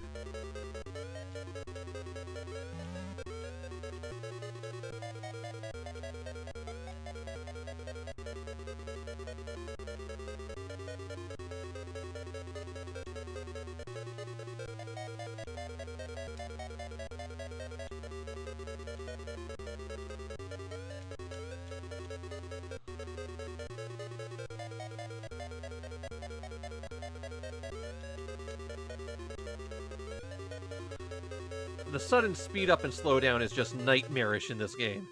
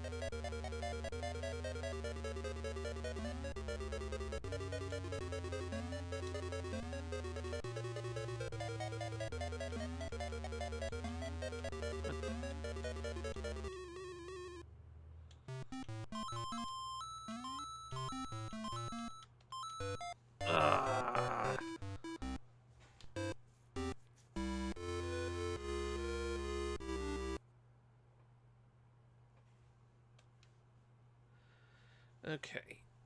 Let's see how this goes, but I might be approaching the limit of my patience on this.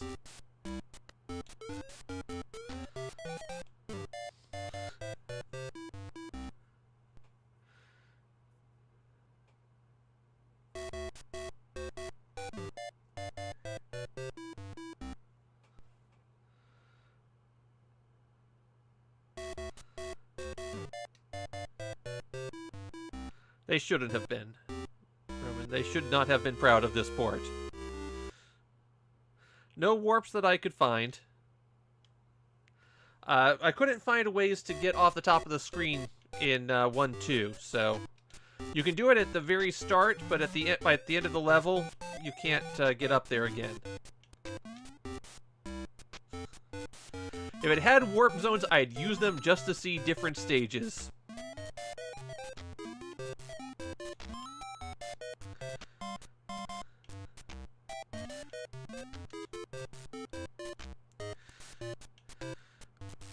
Something that always amuses me with games like this and videos you find on YouTube are how often you just get scenes from the first 2 or 3 screens.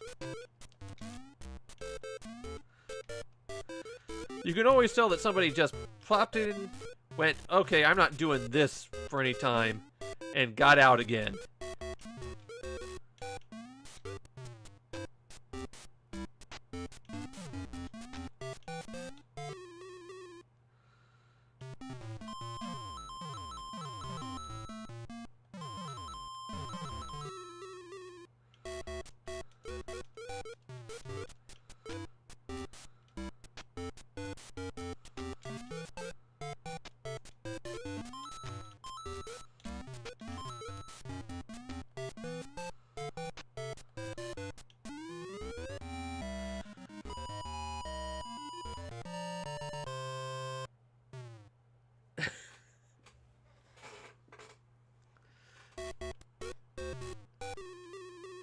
I tried Eternal Yoshi to use the continue code when I reached World 2, and it did not work.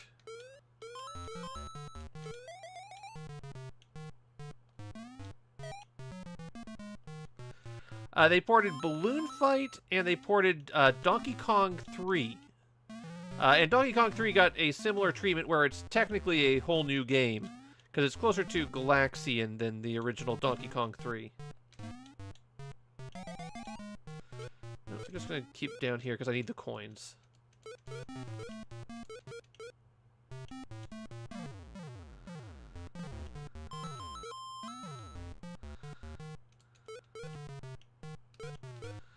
All those people who play their weird little Kaizo Mario games should try playing this one. Take on a real challenge.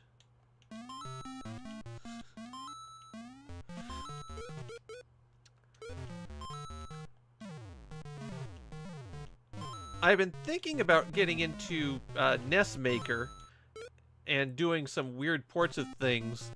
This could actually be one of them, including all the horrible scrolling.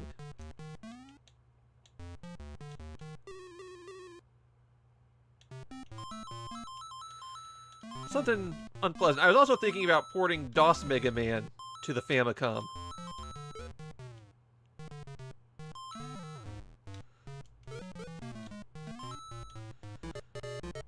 I'm gonna try really quick. Nope.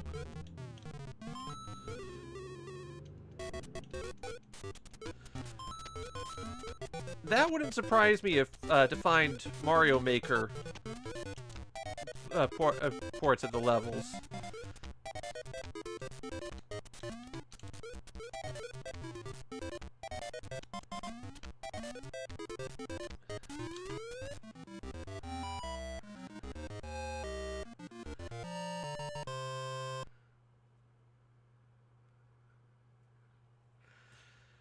I bet their Skyrim port would actually be pretty good.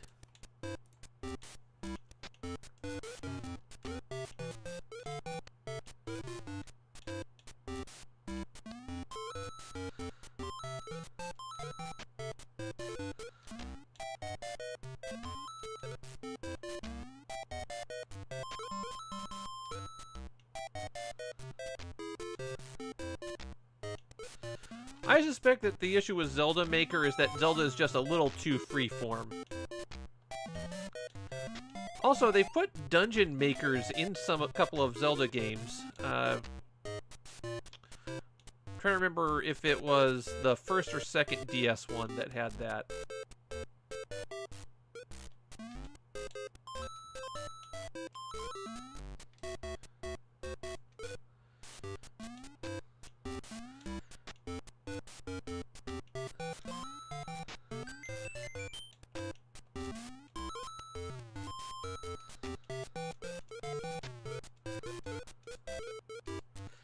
I have seen someone do NES Elden Ring. It's kind of boring, actually.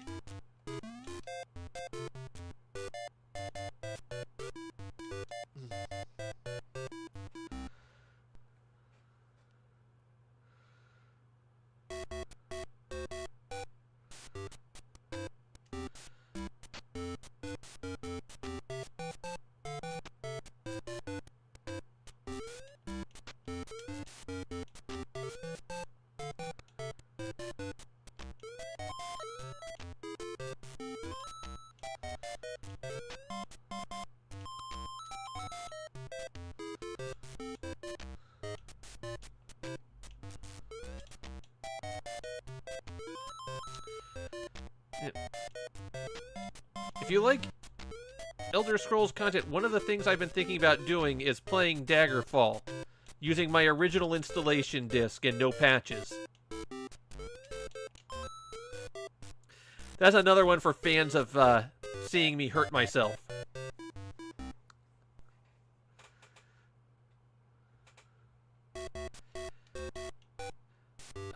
There were good open world games in the 80s, particularly in the Ultima series.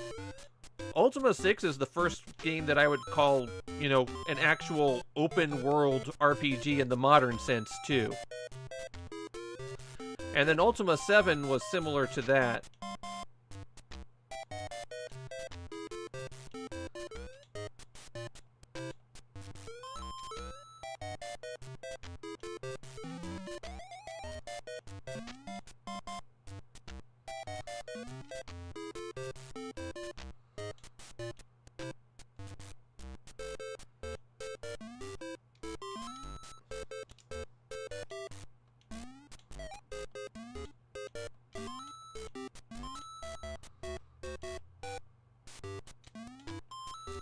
Oh, absolutely. When I did my Legend of Zelda video, which you'll be seeing, I think, November 1st, if I remember the date correctly, I mentioned that it is essentially an open world game in complete style of that.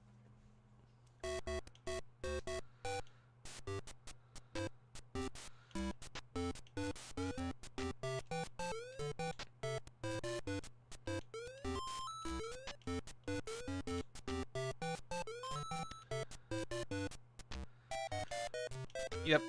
For Ultima 7, I call it an adventure game that has a bad RPG bolted onto it.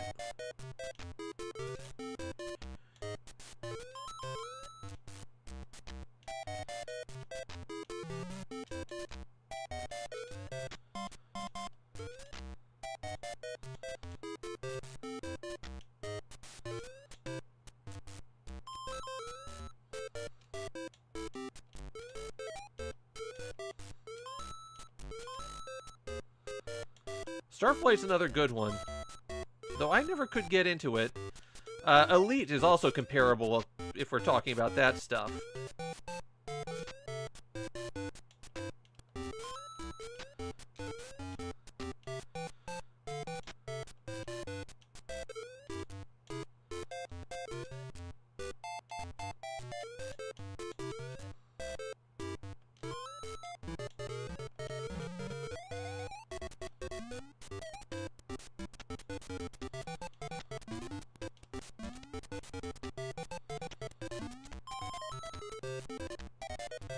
Okay, we don't have enough time to try to collect extra coins.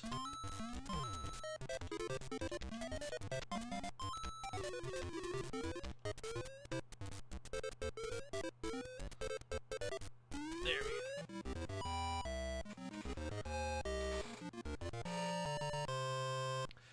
Oh, I like Milan. Yeah. I keep trying to get these sequels, and they're kind of pricey. I'll pick them up at some point, I'm sure, but it's just a pain to get them.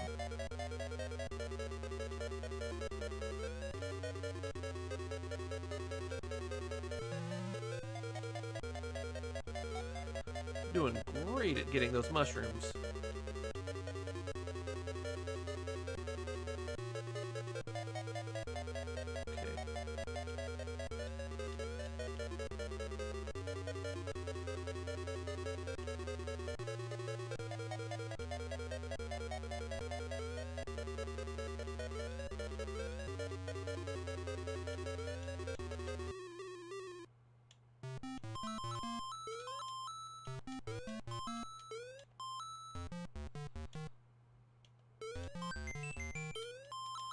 At least I got another life.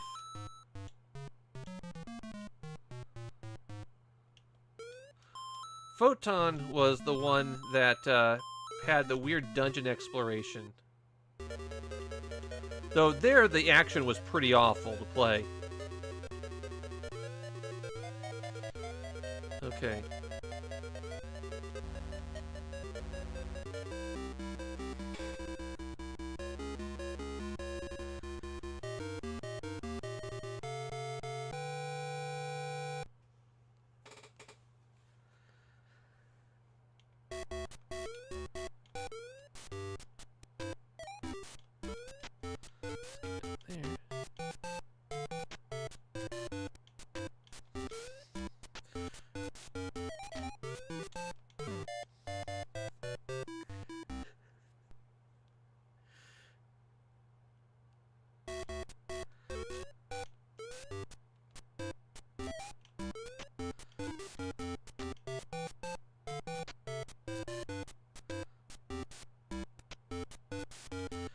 There's a animated Druaga series from, I don't know, about 10 years ago that has an episode dedicated to people figuring out how to play Taro Druaga.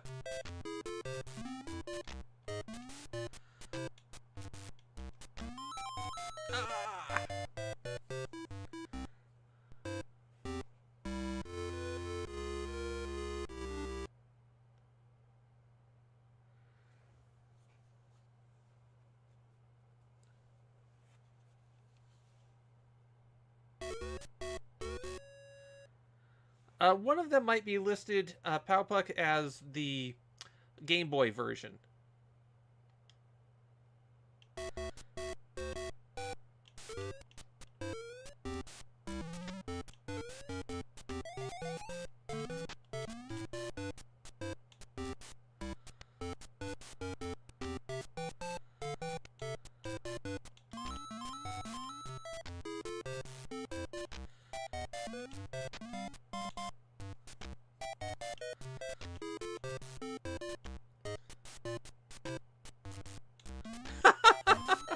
Open the tray and the disc to continue in Druaga for the PS1. Okay. That actually makes some horrible kinds of sense.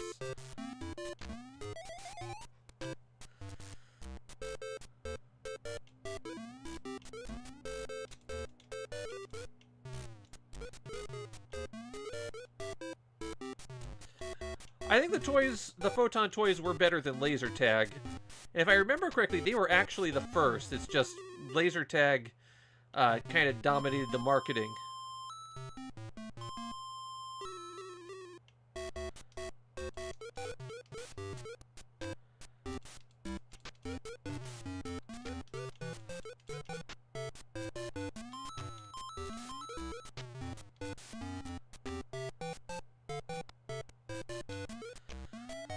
Yeah, Game Boy versions are often a little bit different, sometimes not extremely different, but enough where you might want to consider them separately. Thank you, Full Wind Man, for that compliment.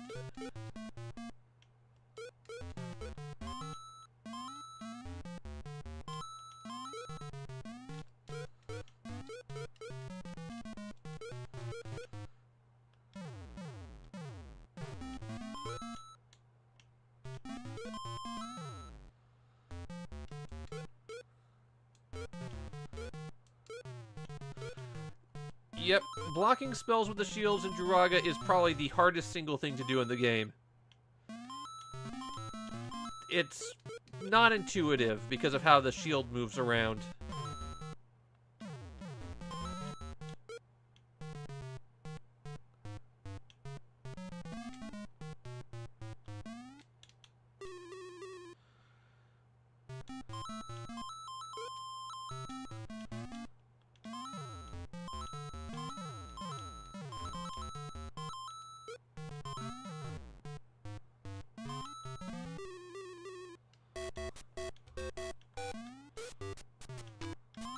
Oh, I think the DS Milan got canceled, if I remember correctly.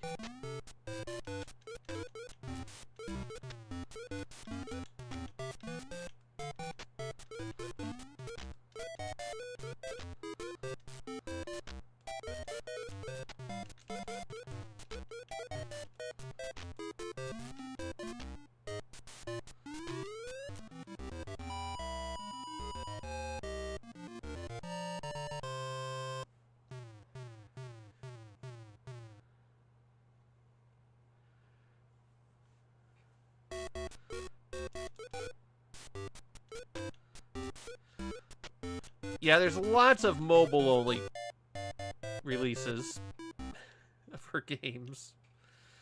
The Japanese feature phone stuff is its own wild world out there. And effectively gone, except for the stuff that a few people have managed to preserve.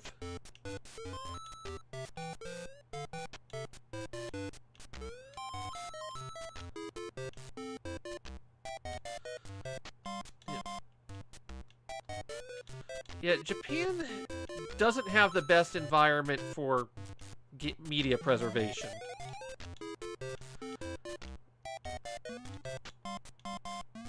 For a country that was essentially the Wild West when it came to copyright laws in the 60s and 70s, they locked down on things hard.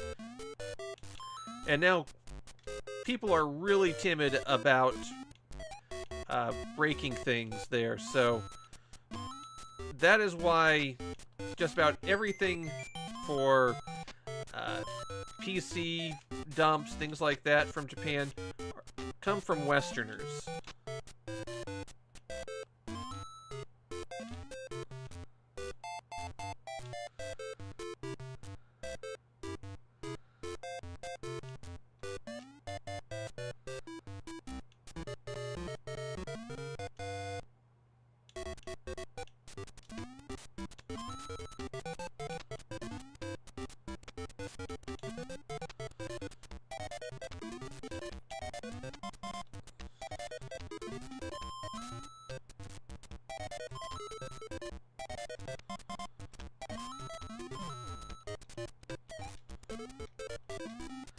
Am I gonna make it? 33.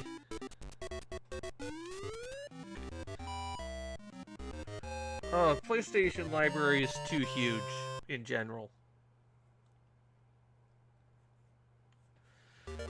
I think the unique games is around 4,000, and then there's a lot of regional variations, things like that.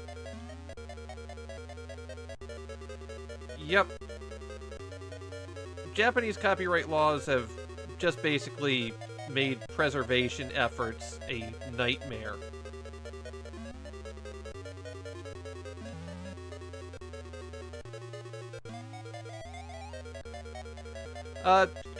I think any way that people want to play their retro games is good, except stretching them. Stretching them is always bad.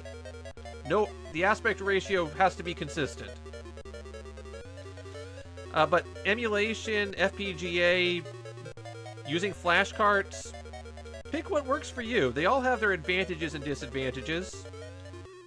There's nothing wrong with finding what you like and going with it.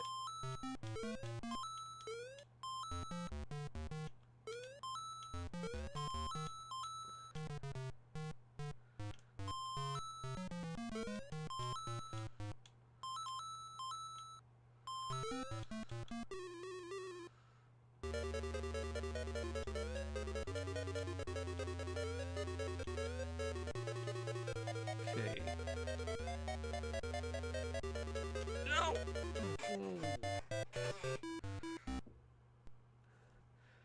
Bowser jumped exactly when I was about to hit jump, and that threw me off. Okay. We'll see if the lack of checkpoints is also killer in this game.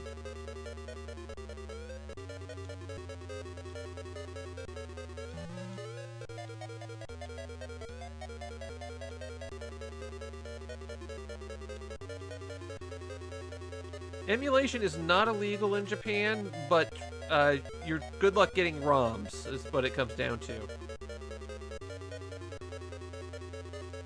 Emulation is perfectly legal in the US. That one even has court cases for it.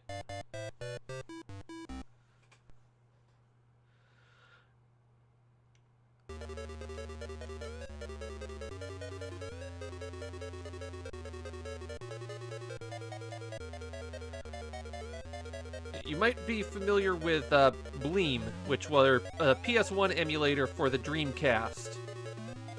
And PlayStation, Sony took them to court over that. And the Bleem guys won, although by that point it was kind of a moot victory.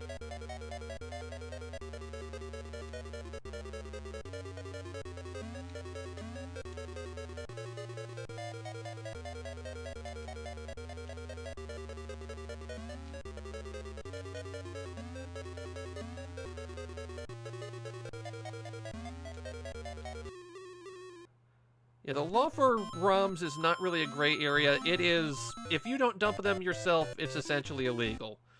But, you know, nobody's gonna come after you for it. And nobody should come after you for it for just about every circumstance you'd use them. All right, I think I have just about killed myself doing this, and I am not making any progress. That was the game's demo, not me. Oh. So I'm going to wrap up the stream here. I didn't see anybody talk about any technical problems, so I think I've got those ironed out. We'll do one more demo stream next weekend. Make sure I don't develop any problems. I've got everything down. And then we'll hit the real time with the big stream of Famicom 40th anniversary coming up on the 15th of this month. So thank you, everyone, and I will